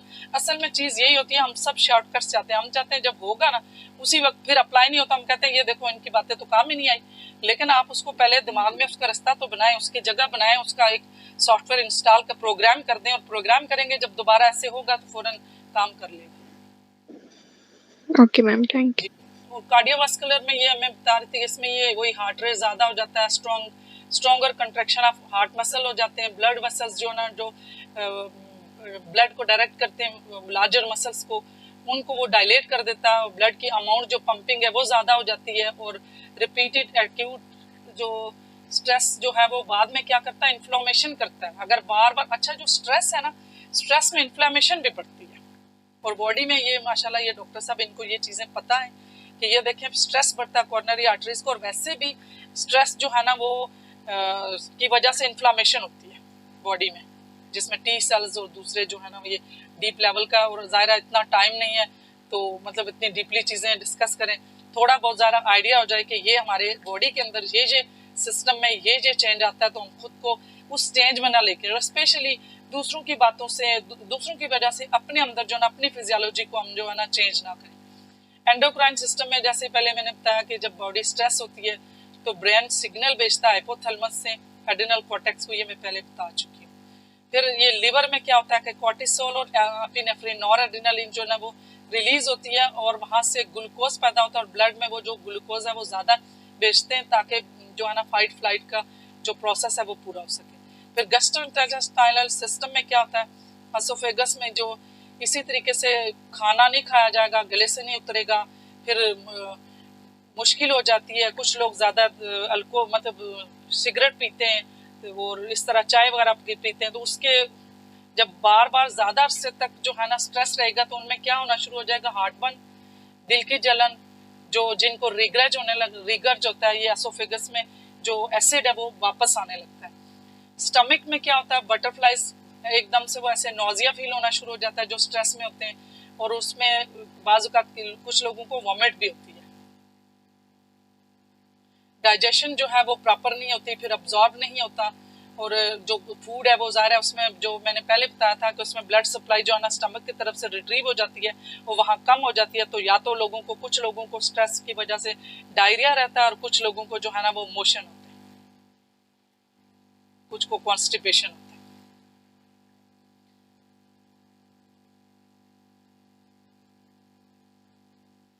अब जो है और मैम, जी जी मैम अगर दोनों हो, कभी मोशन हो, कभी कॉन्स्टिपेशन हो, और इवन ब्लड भी आने लग जाए तो यही स्ट्रेस है ना, तो फिर उसमें एक तो ये चीज़ें भी देखनी पड़ेंगी, आपकी डाइटरी चीज़ें क्या हैं, आप डाइट कैसी ले रही हैं, आप पूरी प्रॉपर जो है ना उसमें जो स्टूल को एक्सेल करने के लिए जो जिस तरह के रेजिड्यूल बनते हैं, तो वो उस तरह से आप सब्जियां और फ्रूट और फल इस तरह की चीज़ें ले रहे हैं, पानी बीच में ले रहे हैं, दालें ले रहे हैं कि जिसकी वजह से आपको कॉन्स्टिपेशन ना हो, तो फिर ये चीज़ें भी आपको देखनी पड़ेंगी, और फिर स्ट्रेस को भी देखना पड़ेगा, ये दोनों चीज़ें आपको देखनी होंगी। Okay ma'am. तो इमोशनल सिम्टम ऑफ स्ट्रेस वो क्या होंगे, ये देखें, ये अगेन वही चीज़ें कि अगर माइल्ड, मॉडरेट, सीवियर, इसकी 4 स्टेजेस, 4 और 5 है, उसमें लास्ट में जाके जो पैनिक अटैक, और फिर लास्ट वाली जो स्टेज है उसमें जाके डिजीज डेवलप होना शुरू हो जाती है।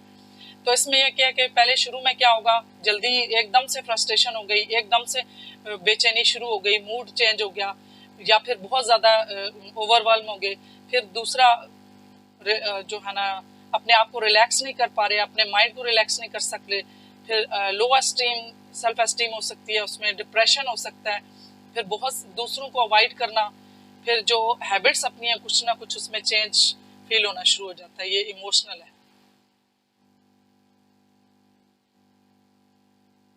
अब फिजिकल सिम्टम क्या है, वही एनर्जी कम होगी, हेडेक हो सकती है, अपसेट स्टमक हो सकता है, chest pain, rapid heart beat हो सकती है, नींद, कभी इंसोम्निया हो सकता है, नर्वसनेस हो सकती है, और शेकिंग, मतलब ज़ाहिर है कुछ लोगों को एकदम से वो बिल्कुल शिवरिंग भी होती है, उनके गूज बम्प भी ऐसे रूंगटे भी खड़े हो जाते हैं, हर एक के डिफरेंट जो है ना वो सिम्टम होते हैं। अब कॉग्निटिव सिम्टम ऑफ स्ट्रेस, इसमें लगातार उसको परेशानियां फेस कर रही होंगी, सोचें इतनी ज़्यादा आ रही होंगी कि कंट्रोल ही नहीं है, बहुत, कभी एक सोच आ रही है दूसरी जा रही है, फिर किसी चीज़ पे फोकस नहीं कर पा रहे, ये कॉग्निटिव हमारे जो सोचने की जो सलाहियत है उसमें ये चेंजेस आएंगी।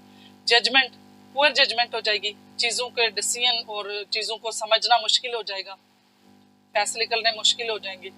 बिहेवियरल सिस्टम में क्या हो जाएगा, बिहेवियरल सिस्टम में प्रोक्रेस्टिनेशन होगी, कि या तो बहुत ज़्यादा स्ट्रेस में लोग खाते हैं या कम खाते हैं, ये हर एक इंसान के डिफरेंट उस पर। फिर इसमें कुछ लोग जो हैं वो अल्कोहल, ड्रग्स, सिगरेट्स वो ज़्यादा कर देते हैं, उसमें ये होता है कि थोड़ी देर के लिए जो है ना वो उनको सुकून मिलता है, इसलिए वो चीज़ें जो है ना वो थोड़ी देर के लिए उनको रिलीफ देती हैं।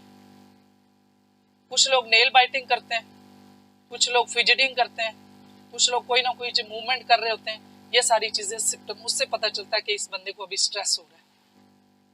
अब बर्नआउट, इसमें यही है कि बंदा जब बहुत ज़्यादा स्ट्रेस ले लेके तो ड्रेन हो चुका होता है, और जो उसकी डिमांड्स होती हैं इन्वायरमेंट की, जो भी उसका जॉब है, स्कूल्स है, किसी भी जो भी आपका काम है, उसकी जो डिमांड है वो पूरी नहीं होती, तो उसमें एग्जॉशन हो जाती है। उसके बाद जो है ना बाकी फिजिकल सिम्टम तब स्टार्ट होते हैं, तो अवॉइड मैम करना। जी जी मैम कुछ लोग होते हैं वो normal routine means continue ma'am वो नेल बाइट करते रहते हैं, तो इसका मतलब उन पे स्ट्रेस जो होता है वो कंटिन्यूली मतलब थोड़ा थोड़ा होता है उनको, हम क्या जी, कहेंगे इस कंडीशन हैबिट को? बन जाती है। उनके अंदर जो भी सोच आती है, बच्चों में बड़ों में, उनको ये होता है कि पास्ट में उनके साथ कुछ ना कुछ ऐसा हुआ और उनकी आदत बन गई। जब उनको कोई थोड़ी सी सोच यहाँ आती है ना, तो जैसे उनको कोई परेशानी की सोच आई, फौरन उन्होंने ये यहाँ जब उन्होंने लिया, बाइट किया, उनको सुकून मिला, वो इस वजह से करते हैं। यस मैम, तो थैंक फिर यू। ये होता है कि ये आपको पता है कि ये एनएलपी की टेक्निक से ये फौरन खत्म भी हो जाता है। अब ये है कि आपने कभी, आप में से किसी ने एक्सपीरियंस किया बर्नआउट का, और आपका क्या मतलब किस तरह से आपने कम किया और कैसे हुआ? अगर किसी का कोई एक्सपीरियंस है तो शेयर कर दें।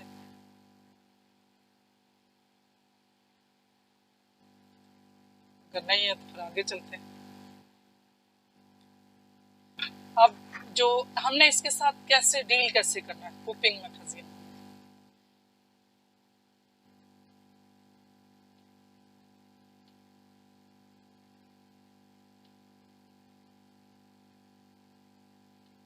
अब ये इसका मतलब ये है कि हम कॉग्निटिवली और बिहेवियरली हमने सोचना भी है, और उसके ऊपर जो हमारा रवैया है वो हमने कैसे, जो सिचुएशन की डिमांड है उसके साथ कैसे हमने उसको कोप करना है, और जो रिसोर्स हैं हमारे पास और उनके साथ हमने कैसे डील करना है, और किस तरह से नेगेटिव इमोशन को और जो स्ट्रेस के जिस वजह से स्ट्रेस बना उस कॉन्फ्लिक्ट को कैसे डील करना, इसको कहते हैं coping.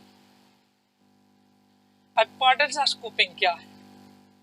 Resilience, physical health issues, mental health issues, healthier and happier. अब इस तरह से हमने अपने आप को कोप करना है। कोप हम किस तरह से करेंगे? एक हेल्दी कोपिंग है और एक अनहेल्दी कोपिंग, और हम सब मोस्टली लोग कोई कुछ कभी हम हेल्दी कोपिंग कर रहे होते हैं, कभी हम अनहेल्दी। हेल्दी में ये कुकिंग कर लेंगे, क्लीनिंग कर लेंगे, खुद को बिजी कर लेंगे। जब हम डिस्ट्रैक्ट करते हैं, ये डिस्ट्रैक्शन है। तो जब हम माइंडफुलनेस के साथ जब कोई काम करते हैं और उसमें पूरा ध्यान उसमें लगा लेते हैं, तो उसमें हमारी वर्किंग मेमोरी, जो कि हमारे पास से मतलब चीज़ें रिट्रीव करके ला रही है, कुछ ऐसी चीज़ें, यादें, कुछ ऐसी बात है जो मेरे साथ अच्छा नहीं हुआ, तो उसमें ये हो रहा होता है कि जब वो एक अगर हमारा ये होता है कि हमारे माइंड में एक अलग अलग ये डिपार्टमेंट है, जिस तरह अम्ब्रेला एक स्टारफिश है, तो स्टारफिश का हेड एक और पीछे अलग अलग है। इसी तरह से हमारी मेमोरी है ना वो डिफरेंट है, हर एक अलग अलग है, प्रोसीजरल अलग है और फैक्चुअल अलग है, दूसरी अलग है। तो इसी तरह हमारा कोई इवेंट होता है तो उस इवेंट की जो मेमोरी होती है वो भी अलग होती है। अगर हमारी सैड मेमोरी है, आपने नोट किया होगा कि जब हम परेशान और गमज़दा होते हैं तो एक बात हमारी स्टार्ट हुई तो फिर पूरी चेन स्टार्ट हो जाती है। तो उसमें जब हम खुद को बिजी रखेंगे तो हमारी वो चेन जो है वो स्टार्ट नहीं होगी। वो हमारा जो बार बार ये भी हुआ था मेरे साथ, ऐसे भी हुआ था, ऐसे भी हुआ था, वो स्टॉप हो जाएगा। उसमें जब हम जो ये हेल्थी है। जी मैम, पर जब हम खुद को बिजी रखेंगे, हम मतलब सोचेंगे नहीं कि ऐसा हुआ है, तो हम उसका कंक्लूजन नहीं निकालेंगे, तो हमें रिलीफ कैसे मिलेगा? हम तो फिर भी वैसे ही दिमाग वैसे ही भारी रहेगा, मतलब रिलीफ तो नहीं होगा ना कुछ। बहुत तो अच्छा, ये हेल्दी है। बहुत अच्छा क्वेश्चन है। आपको पता है कि हमारा सोल्यूशन कहाँ से मिलेगा?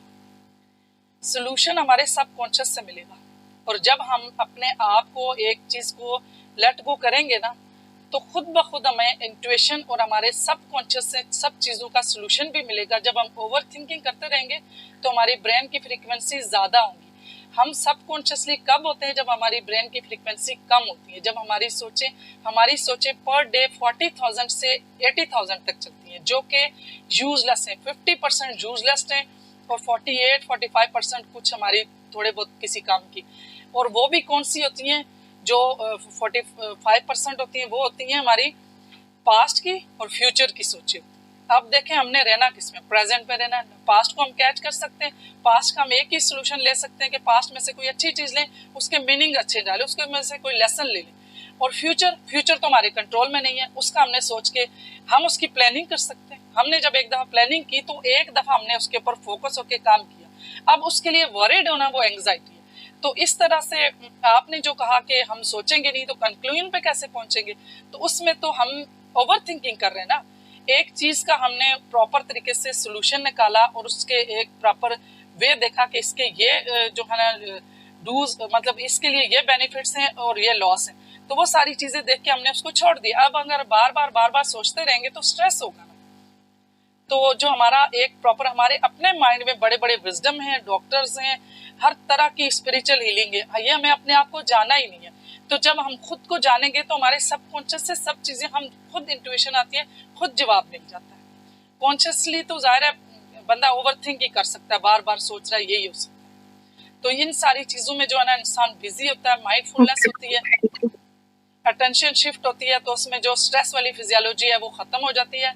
वो जो स्ट्रेस में सिंपैथेटिक सिस्टम एक्टिवेट हुआ होता है वो ख़त्म हो जाता है, नॉर्मल पैरासिम्पैथेटिक सिस्टम वर्क कर रहा है। अनहेल्थी में देखें अग्रेशन हो रही है, गुस्सा है।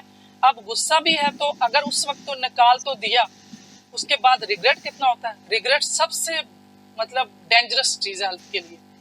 रिग्रेट जो है ना वो इंसान पछतावे इंसान की सेहत के लिए। इस पर रिसर्च हुई है और लॉन्ग टर्म रिसर्च है, उसमें पता चला कि जिन लोगों की हेल्थ जो फिजिकल और मेंटल ठीक नहीं थी उसमें उनके पछतावे ज़्यादा थे। तो जब हम किसी एग्रेशन करते हैं तो डेफिनेटली हमारा बिहेवियर उस टाइम सही नहीं होता और बाद में हम सोचते हैं कि अगर हम किसी के सामने ना भी माने लेकिन खुद को हमें पता होता है कि हमने गलत। फिर कुछ लोग होते हैं कि वो उनको स्ट्रेस हो तो वो खामोशी से, वो कुछ भी नहीं, कोई मैकेनिज्म यूज नहीं करेंगे, किसी से शेयर नहीं करेंगे, वो बिल्कुल अपने आप को अलग कर लेंगे। ये भी एक हेल्दी कोपिंग नहीं है। फिर कुछ लोग प्रोक्रेस्टिनेशन करते हैं, कोई ऐसा इश्यू है तो उसको टालते रहेंगे, डिले करते रहेंगे और उसकी जगह कोई और काम करेंगे, तो वो भी एक अनहेल्दी है। नहीं तो मैम ये थोड़ा सा पूछना था कि इसमें जैसे ये कोपिंग है इसका इमीडिएटली होती है या कोई थोड़ा टाइम लगता है, जैसे मतलब इसका कोई टाइम फ्रेम होता है कि इतने टाइम में आप कर सकते हो या इमीडिएटली भी आप उसको कर सकते हो? मतलब जैसे कई दफा होता है कि ओवर थिंकिंग करने के बाद कुछ घंटों के बाद आप खुद ही ठीक हो जाते हो। वो फिर हैबिट बन गई है ना, वो इसीलिए ठीक होते हैं, तो वो एक चेन बन गई है। वो हम मतलब अदरवाइज जी बिल्कुल, वो तो हम पैदाशी, मैंने बताया ना, बाय डिफॉल्ट हम चीज़ों को कैसे मतलब रेपिटेशन से सीखते हैं, तो हमें वो सोचने की आदत है, खप्ते अजमत हमें सब इंसानों को है, लेकिन वो हमने खुद को कंट्रोल करना है, जिसको ज़ाहिर है इंसान खुद ही अपने आप को नफ्से अमारा, नफ्से मुतमन्ना, नफ्से लवामा खुद के ऊपर जब काम शुरू कर देता है ना, तो उस वक्त जो इंसान को पता चलता है कि नहीं मैंने अब ये चीज़ नहीं सोचनी, तो तब होगा। फिर कूपिंग तब काम करेंगी वो पहले से, जैसे मैंने पहले भी इनके क्वेश्चन का आंसर दिया था कि पहले से हमने एक हमारे माइंड में जो है ना पैथवे बन जाते हैं, न्यूरल पैथवे, तो बना होगा ना, वो तभी हम वहाँ जा सकेंगे, उस स्विच को ऑन कर सकेंगे। तो ये हमें पहले से करना होगा। उसमें डीप ब्रीदिंग करें, खुद को जो है ना माइंडफुलनेस में रखें, जो काम कर रहे हैं पूरे का पूरा उसी को मतलब। अब मैं अगर कोई भी मैं आपको एक मिसाल दूं कि मैं कुकिंग कर रही हूँ, तो कुकिंग में पूरा मैं एक एक चीज़ मुझे पता हो, अभी मैं पानी डाल रही हूँ, अभी मैंने प्याज काटा, मतलब पूरे का पूरा। अब मेरे पास से उस टाइम अगर कोई बंदा गुजर के भी जाता ना, मुझे नहीं पता चलेगा क्योंकि मैं माइंडफुलनेस में हूँ। तो इसमें थोड़ा सा ये भी होता है कि ज़ाहिर है माइंडफुलनेस वाले लोग हेल्दी माइंड भी होते हैं, क्योंकि उन्हें इस तरह की चीज़ें उनको नहीं होती। फिर उनको पता होता है जो काम कर रहे हैं, और उसमें मल्टीटास्किंग भी नहीं होती। उसमें जो काम करे एक टाइम पे एक काम पे फोकस करते हैं, तो आहिस्ता आहिस्ता फिर ये दिमाग सीख जाता है और फिर ये प्रॉब्लम होते ही नहीं। जी जी, थैंक यू। अब ये है कि कौन कौन से वेज हैं जिस तरह से स्ट्रेस को हम जो है ना वो कोप करेंगे। रेजिलियंस, अब ये रेजिलियंस क्या है? आप में से कोई बताए रेजिलियंस, तो बहुत दफा सुना भी होगा कि रेजिलियंस किसे आप क्या समझते हैं। ये भी एक अकाउंट बनाना पड़ता है। इस पिक्चर से देख के भी तो कुछ पता चल ही रहा होगा। इसमें देखिए रेजिलियंस क्वालिटीज होती हैं और ये हम अपने अंदर बिल्ड भी कर सकते हैं। जब भी कोई मुश्किल हालात आए जैसे भी हों, और उसमें हम जो है ना एक स्पंज की तरह, जब भी अब स्पंज के ऊपर प्रेशर आया, स्पंज बैठ गया, जैसे ही प्रेशर हटा हम दोबारा अपनी नॉर्मल हालत में चला गया। अब इसी तरह स्ट्रेस में ये है कि हम अपने ऊपर ना ले लें। अगर कोई भी हालात कैसे भी आते हैं तो हम उस टाइम उसके साथ कोप करें। जो अवेलेबल रिसोर्सेज अपनी बॉडी में है, अपने मेंटल में है, अपने सोशल में है, जिस तरह से मैं उस सिचुएशन के साथ टैकल कर सकती हूँ मैं उस टाइम पे टैकल करूँ, और उसके ऊपर फिर खुद को ना तो रिग्रेट करूँ, ना ही उस पर मैं अपने आप को बाद में सोचूं मैं ये भी कर सकती थी वो भी। फिर इस तरह से एक दफ़ा जब आपने रेजिलियंस दिखा दी कि आपने उस वक्त पैनिक नहीं हुए, उस वक्त स्ट्रेस नहीं लिया, तो फिर आपका ये जो रेजिलियंस अकाउंट है वो बिल्ड होता जाएगा और उसमें वो बढ़ता जाएगा। और ये हम कर सकते हैं, हर इंसान अपने अंदर रेजिलियंसी बना सकता है। ये होता है बाउंस बैक। अगर मेरे पास कोई हालात आया से तो मैंने उनके साथ बाउंस बैक किया, फाइट किया उसके साथ, और एक हेल्दी वे में फाइट करके खुद को, फिर ज़ाहिर जब बंदा सक्सेस होता है तो उसके पास एक स्टोरी भी जमा होती है कि मैंने इस तरह से इन हालात के साथ लड़ी और मैंने काबू पाया, और इस तरह से मैं जो है ना मैं काफ़ी मतलब कॉन्फिडेंट भी हो गई, फिजिकली इमोशनली भी मैं स्ट्रांग हूँ। तो वो फिर एक चीज़ और हमारे पास जमा भी हो जाती है कि अब मेरे पास एक चीज़ है, और फिर पीछे एक रिसोर्स होता है तो उसको देख के चलता है कि फलान टाइम पे भी मैंने तो बड़े अच्छे से कोप कर लिया था, तो मैं अब भी कोप कर सकता हूँ। अब टूल्स फॉर कोपिंग क्या है? Basic needs, physical activity, self care, social support, adjust expectation, ask for help. अब इसमें कुछ लोग तो अपनी केयर भी छोड़ देते हैं, ये सारी चीज़ें। अब बेसिक नीड्स क्या हैं? उसमें नींद भी पूरी करनी है, उसमें बेसिक जो सारी चीज़ें फिजियोलॉजिकल नीड पूरी करनी है, safety need, love belonging needs, esteem needs, ये सारी चीज़ें जो हैं बेसिक नीड्स, जो मैस्लो की हायरार्की ऑफ नीड उसमें आता है। अपनी डाइट का अच्छी तरह से ख्याल रखना है। फिर स्लीप हम हमारी पूरी होनी चाहिए, और स्लीप प्रिपरेशन कैसे करनी चाहिए, उसमें जो नींद जो है वो हमारी स्क्रीन टाइमिंग कम हो, और रात को सोने से पहले ब्लू लाइट ना हो। फिर हमारी जो माइंड में थॉट्स हैं, अगर हमने एक दफ़ा ये चीज़ अपनी आदत बना ली सोने से पहले अपने दिमाग को खाली करना, उसके लिए ये है कि मेडिटेशन भी करें अपनी ब्रीदिंग पे, जस्ट सिर्फ अपनी सांसों को। इसमें भी ये होगा कि ये अपने पहले जो नॉर्मल ब्रीदिंग टेक्निक है, इसको ब्रीदिंग मेडिटेशन भी कहते हैं, सांसों पर फोकस करना। उसमें खामोशी से अपने आप को सिर्फ देखना है कि मेरी सांस आ रही है और जा रही है। कोई मतलब कॉन्शियस अफोर्ड नहीं करनी, ज़ोर से सांस नहीं लेनी, कम नहीं लेनी, ज़्यादा नहीं लेनी। उसमें ये आदत बनानी है कि आप शुरू में 2 मिनट करें, 5 मिनट करें, दिन में 2 बार करें, 3 बार करें। फिर आप देखिएगा कि ये इतनी रिलैक्सेशन होती है और इतना पुरस्कून होता है कि पूरी बॉडी रिलैक्स होती है। अगर हमें ये आदत बन जाती है और रात को सोने से पहले हम सिर्फ अपनी सांसों को देखते रहें, तो थोड़ी देर में हम नींद में चले जाएंगे। फिर कोई ऐसा रिलैक्सेशन म्यूजिक हम सुन सकते हैं, वो हैबिट बना सकते हैं। फिर बेड टाइम रिचुअल कि किस तरीके से किस टाइम पे जाना, एक टाइम सेट करना है कि जिस टाइम पे एक दफ़ा सोते हैं तो ये सर्केडियन रिदम होता है कि दोबारा बॉडी ना उसी टाइम पे दोबारा उसको नींद आती है और फिर नींद डिस्टर्ब नहीं होती। लेकिन हमारे आजकल के ज़रा जो सोने जागने के पैटर्न है वो भी डिफरेंट है। जो नेचर ने हमारा पैटर्न रखा, हम उससे के एंगेज जाते हैं, इस वजह से भी स्ट्रेस होता है। फिर जो इलेक्ट्रॉनिक्स चीज़ें हैं उनको भी हम दूर रखें, अपने पास ना रखें। लाइट स्नैक्स सोने से पहले ले लें, कोई टी ले, मतलब ये जो ग्रीन टी वगैरह ये भी जो है ना काफ़ी बेहतर होती है। और सोने से पहले बाथ भी ले लें, कोई लाइट सा म्यूज़िक सुन लें, स्ट्रेचिंग और कोई रिलैक्सिंग थोड़ी बहुत अगर एक्सरसाइज करते हैं ताकि बंदे को अच्छी सी नींद आ जाए, वही मेडिटेशन। फिर कोई अच्छी सी बुक्स पढ़ लें तो अच्छी सी नींद आएगी। जब हमारा ये पैटर्न होगा तो फिर स्ट्रेस भी बहुत कम होगा, क्योंकि अगर हमारे माइंड में चीज़ें जो चल रही हैं तो वो एक तरह से लूप में फंसी होती हैं। तो जब अगर थोड़ी देर के लिए दिमाग किसी और तरफ बिजी होता है, तो जब वो बिजी होता है तो जो उसकी रूटीन की थॉट्स में वो जकड़ा होता है ना, वो छूट जाती है। तो इसलिए खुद को इतना डीपली किसी चीज़ में इन्वॉल्व ज़रूर करना चाहिए, जिस तरह से ये मैंने पीछे कुछ टेक्निक्स बताई हैं उनमें। फिर ये फिज़िकल एक्टिविटी हैं, उसमें मेंटल हेल्थ के इसके बेनिफिट्स होते हैं इन एक्टिविटीज़ से। उसमें हार्मोन्स, जो स्ट्रेस हार्मोन है, जब हम वॉक करते हैं, चलते हैं, तो उससे सेरोटोनिन जो कि खुशी के रिस्पॉन्सिबल होता है वो रिलीज़ होता है। और फिर एंडोर्फिन रिलीज़ होते हैं जब हम एक्सरसाइज करते हैं, वॉक करते हैं, तो एंडोर्फिन जो नेचुरल पेन किलर है। फिर इसी तरह एसिटाइल कोलिन जो लर्निंग के लिए कॉग्निटिव हैं, वो सारे, और डोपामिन वगैरह, ये सारे जो हार्मोन्स हैं ये रिलीज़ होते हैं जब कोई एक्सरसाइज करते हैं, वॉक करते हैं। तो इस तरह से मूड भी हमारा बूस्ट होता है और कॉन्फिडेंस भी इम्प्रूव होता है। और जब हम सोशली किसी से मिलते हैं, हम सोशली इंटरेक्ट करते हैं दूसरों से। इस दुनिया में जो एक मकोला जो शायद हर बंदा उसके मीनिंग अलग लेता होगा, लेकिन मेरा अपना ज़ाती उसके लिए जो मेरी उसकी परसेप्शन है कि दुनिया में किसी को कोई फ्री चीज़ नहीं मिलती। तो उसके मीनिंग्स मुझे ये पता चले कि अल्लाह ताला ने हमारे अंदर ऐसा सिस्टम रखा है कि हम मीनवाइल किसी को कुछ दे भी रहे होते हैं, ले भी रहे होते हैं। गिवन एंड टेक के प्रिंसिपल पे ये जो दुनिया चल रही है, तो उसका मतलब ये है कि देखिए हम किसी से मिलते हैं तो हम एक दूसरे को सेरोटोनिन भी दे रहे होते हैं। ये सोशल इंटरेक्शन से, वो खुशी के लिए जो हमारा हार्मोन है वो रिस्पॉन्सिबल है। तो हमें देखिए सोशल रिलेशनशिप भी रखने चाहिए, दूसरों के साथ बैठना भी चाहिए, और कभी ना कभी अपने रिलेटिव्स फ्रेंड्स के साथ विजिट भी करना चाहिए, उससे हमारा अपना फायदा होता है। और ग्रेटिट्यूड भी करना चाहिए, ग्रेटिट्यूड्स के साथ दूसरों का शुक्रिया भी बोलना चाहिए, उससे भी जो है ना हमारे अंदर जो एक इमोशनल इंटेलिजेंस की ये टेक्निक है, उससे हमारी इमोशनल इंटेलिजेंस से बूस्ट होती है। और ग्रेटिट्यूड तो है भी बहुत अच्छी बात है, लोगों के साथ भी लोगों का शुक्रिया भी अदा करें और लिखें भी, और अल्लाह ताला का शुक्र भी अदा करें।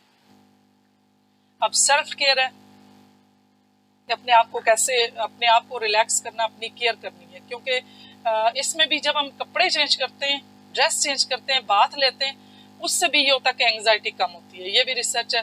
तो उसमें भी जो स्ट्रेस हो रहा होता है ना, वो खुद ब खुद उसमें बड़ी डीप चीज़ है कि ये जो क्लॉथ्स होते हैं ये भी एनर्जी है ना, तो वो भी हमें एनर्जी देते हैं। तो फिर इस तरह से जो हम अपने आप को जो ना अपनी केयर करेंगे, अब खुद को अच्छा सा खिलाएंगे, उससे मूड शिफ्ट होगा। ये बात आप नोट कीजिएगा, कभी आप किसी भी सिचुएशन में स्ट्रेस में, तो उसमें अगर आप कोई चीज़ खाएंगे तो फील करें, फ़ौरन से आपको एकदम से ऐसे लगेगा कि आपका मूड और आपकी चीज़ें चेंज होना शुरू हो जाएंगी। तो ये कभी करके देखें, उसमें 5 सेंसेस बिजी करें, 2 किस्म का खाना टेस्ट करें, कोई चीज़ें आपके सामने पड़ी हैं तो उनको टच कर लें, उनमें से 4 हैं 3 है, मतलब 5 से लेके उसमें तरतीब 5 ही रखें, वो चाहे देखने की हो, सूंघने की हो, टच करने की हो, या फिर सुनने की हो, तीनों की जो है ना वो 5 की वो तरतीब ऐसे रखें।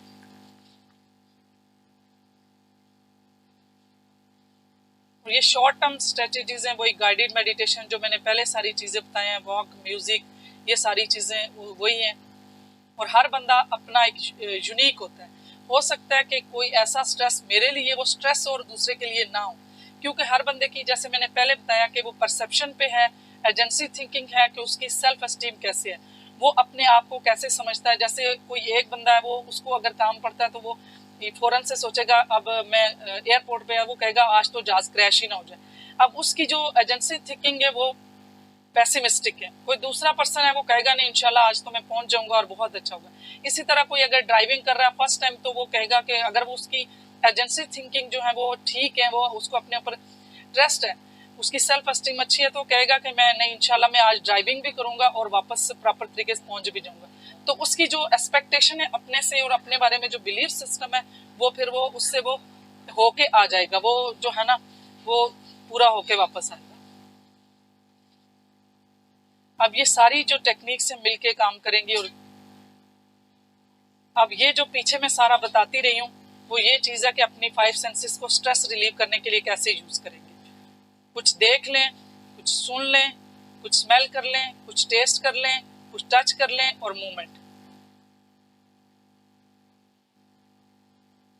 अब लॉन्ग टर्म में क्या है, लॉन्ग टर्म के लिए ये है कि जो आप लेयर एक्टिविटीज हैं, पॉजिटिव सेल्फ, जैसे मैंने आपको पहले ही काफ़ी डिटेल में एक्सप्लेन कर दिया, अपने बारे में अपने लिए हमेशा से अच्छी अपने आप को अपने पॉजिटिव अफर्मेशन दें। और फिर योगा, ग्रेटिट्यूड का भी मैंने पहले बता दिया। टाइम मैनेजमेंट है, जो भी काम है आप उसको हर एक टाइम सेट कर लें। और हम ये करते हैं कि हम जब परेशानी में होते हैं तो हमें और भी जो परेशानी वाली काम है ना, वो भी उसी वक्त याद आ रहे होते हैं। करना यह है कि अभी हमने उस सिचुएशन में जो चीज़ आ रही है उसको हैंडल करना है। अब बच्चे जैसे स्टडी कर रहे होते हैं, तो अभी तो मैंने वो भी पढ़ने वाला, अभी वो भी याद करने वाला, अभी पिछला जो लेसन पढ़ा तो उसको हो रहा है, पिछला तो मुझे भूल जाएगा। अब जब तक ये नहीं खत्म करना कि जिस टाइम, जिस पेज पे या जिस लेसन पे, जिस क्वेश्चन पे मैं हूँ या जो मेरा प्रॉब्लम अभी है, मैंने सिर्फ और सिर्फ अभी मेरा पूरा फोकस, पूरी अटेंशन उसी पे रहेगी। जब ये चीज़ मैंने एक्सरसाइज कर ली तो मेरे लिए आसान हो जाएगा। आहिस्ता आहिस्ता मेरा माइंडसेट ऐसे बन जाएगा कि मैं एक टाइम पे एक प्रॉब्लम को डील करूँ। अब अगर परेशानी आई है तो ये भी होना, अभी ये भी इशू किड्स का भी है, अभी फलां का इशू भी है, फलां का, उस एक टाइम पे एक टाइम मैनेजमेंट। रिफ्रेम थिंकिंग मैंने आपको पहले से बता दी है कि सिचुएशन कहीं की जो भी है हमने उसको पॉजिटिव मीनिंग देना। मिसाल के तौर पे अगर कोई चीज़ मेरे सामने पड़ी है तो मैं इधर से वो इसलिए मेरे सामने किसी ने रख दिया कि ये इसको टेबल रख दिया कि ये यहाँ पे चीज़ें रखे, और मैं बेध्यानी में मैं उठी हूँ तो टेबल जो है ना टक्कर लगी और गिर गया। अब दो सिचुएशन दो तरह से हो सकता है। एक मैं कहूँ कि किसी ने मेरे साथ देखो ये किसने रख दिया, गलत किया, जाके मैं उससे लड़ना शुरू कर दूं कि आपने ये क्या किया, यहाँ रखा था और मैं गिर गई। दूसरी सिचुएशन ये हो सकती है कि मैं कहूँ हाँ किसी ने मेरे लिए कितना अच्छा सोचा था कि यहाँ पे मैंने चीज़ें रखनी है और जो है ना मेरी अप्रोच में ये टेबल रख दिया और मैं उसको जाके थैंक यू बोलूँ। अब सिचुएशन वहीं पे हमने रिफ्रेम करना। रिफ्रेम का मतलब है कि उसके मीनिंग बदल देने, उसको पॉजिटिव करना। लाइफ में कुछ भी ऐसा हो जाए हमने उसमें से पॉजिटिविटी ढूंढनी है और उसको रिफ्रेम करना और पॉजिटिव मीनिंग देना है। और अपने बारे में कंपैशनेट होना है कि अपने आप से प्यार करना है, अपने पॉजिटिव सेल्फ को देखना है। जो हर इंसान के अंदर अल्लाह ताला ने कुछ क्वालिटीज भी होती हैं, कुछ नेगेटिविटी होती है, कुछ पॉजिटिविटी। अपने बारे में पता होना चाहिए। जो पॉजिटिविटी है उन पे ज़्यादा नज़र रखें और उनको अप्रिशिएट करें। जब हम खुद अप्रिशिएट करते हैं तो फिर हमारा सेल्फ एस्टीम जो है ना वो भी बूस्ट होता है। फिर इसमें वही एक्सरसाइज है और सप्लीमेंट में ये आता है कि ओमेगा 43 है जो उसमें, और ग्रीन टी है वो भी अच्छा इफेक्ट डालता है। अरोमा थेरेपी, इसमें कोई अच्छी खुशबू लगा लें और आप ये भी देखिएगा कि खुशबू से भी आपका पूरे का पूरा टेम्परामेंट शिफ्ट हो जाता है।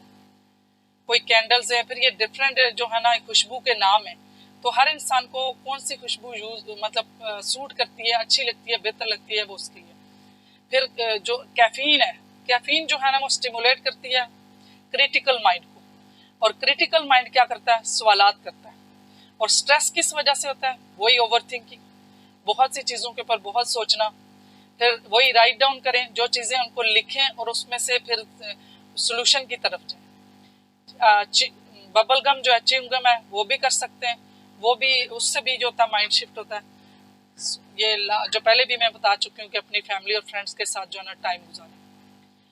दिन में आप कोई ना कोई जो है ना, अगर आपको कोई खुशी की बात नहीं भी मिलती तो आप लाफिंग थेरेपी करें, कम से कम थोड़ी देर के लिए शीशे के आगे वैसे भी हंसना शुरू करते। और ये हंसना ऐसे हंसे कि थोड़ी देर के लिए तो आप जानबूझ के, थोड़ी देर बाद आप रियल हंस रहे होंगे, और ये आप प्रैक्टिस करके देखिए। फिर कुछ चीज़ें ऐसी होती हैं कि आप जो है ना कर्टेसी में लोगों को नो नहीं कह सकते, फिर आपको जो है ना असर्टिव होना चाहिए कि आपको नो कहना आना चाहिए। फिर सीखेंगे प्रोक्रेस्टिनेशन को कैसे अवॉइड करना है। उसमें भी ये एंग्जाइटी होती है, तो इंसान जो काम हमें करना होता है, जैसे मुझे प्रेजेंटेशन देनी है लेकिन मैं अपने उस वक्त मेरा माइंड मुझे रिलैक्स करने के लिए कोई और काम दे देगा, काम वो भी होगा, वो खराब गलत काम नहीं होगा, लेकिन उसका टाइम नहीं है। जिस काम का टाइम है, जो ज़रूरत है उस टाइम को करना चाहिए, और फिर ये प्रोक्रेस्टिनेशन अवॉइड हो जाएगी। इसी तरीके से तो योगा की क्लास ले सकते हैं, माइंडफुलनेस प्रैक्टिस, जो काम करते हैं उसी पे फोकस करें। और ऐसे भी हो सकता है कि आप कभी चने का दाना लें और उसको हाथ में लेके फील करें, उसको आंखों के सामने देखें, थोड़ी देर के लिए एक्सरसाइज है, और उसके बाद उसको मुंह में लें, उसका टेस्ट पता चलेगा, उसको बाइट करें, उसकी आवाज़ आएगी। अब 5 सेंसेस बिजी हो गई। अगर इस तरह की छोटी छोटी चीज़ें हम देखें, सुने, सूंघे, चखें, तो वो माइंडफुलनेस की एक्सरसाइज है। उतनी देर हमारा दिमाग जो है ना माइंडफुलनेस में रहेगा। एक दूसरे को हग करें, बच्चों के साथ, दोस्तों के साथ। फिर वही म्यूजिक का, डीप ब्रीदिंग का, अपना टाइम जो है ना अपने कोई पेट्स के साथ भी गुजारे, वो भी बड़ा रिलैक्सिंग होता है। नींद, टाइम मैनेजमेंट, अगेन वही सारी चीज़ें बार बार।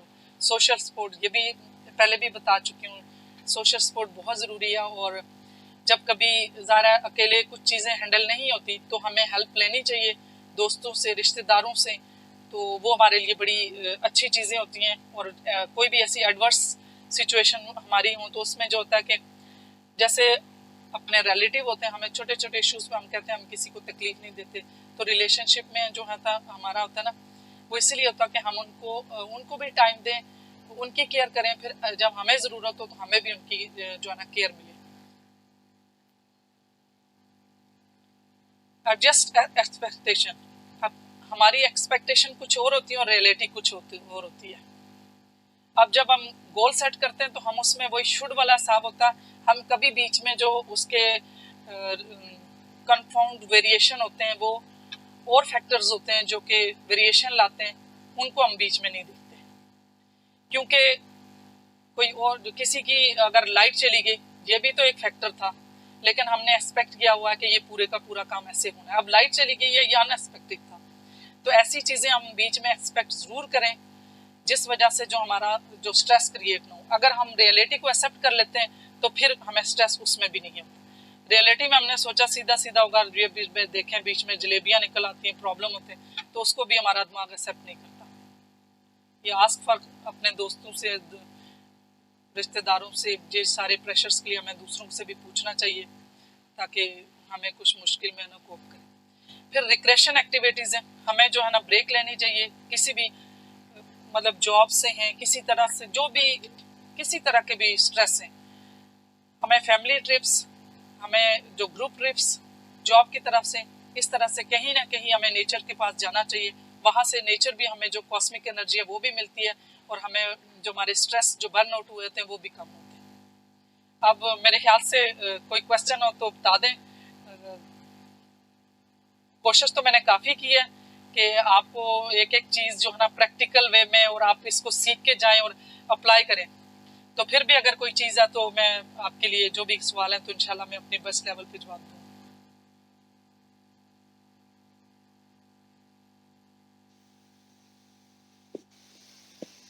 थैंक यू मैम, बहुत अच्छा लगता, मैंने तो बहुत लर्न किया। Thanks a lot. Thank you. बाकी बहुत लोग भी अच्छी बातें। फीडबैक दें कैसा लगा, क्योंकि मैंने अपनी एफर्ट तो पूरी डाली है।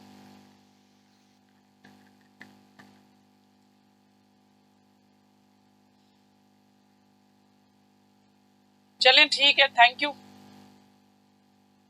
ओके, अल्लाह हाफिज़, अपना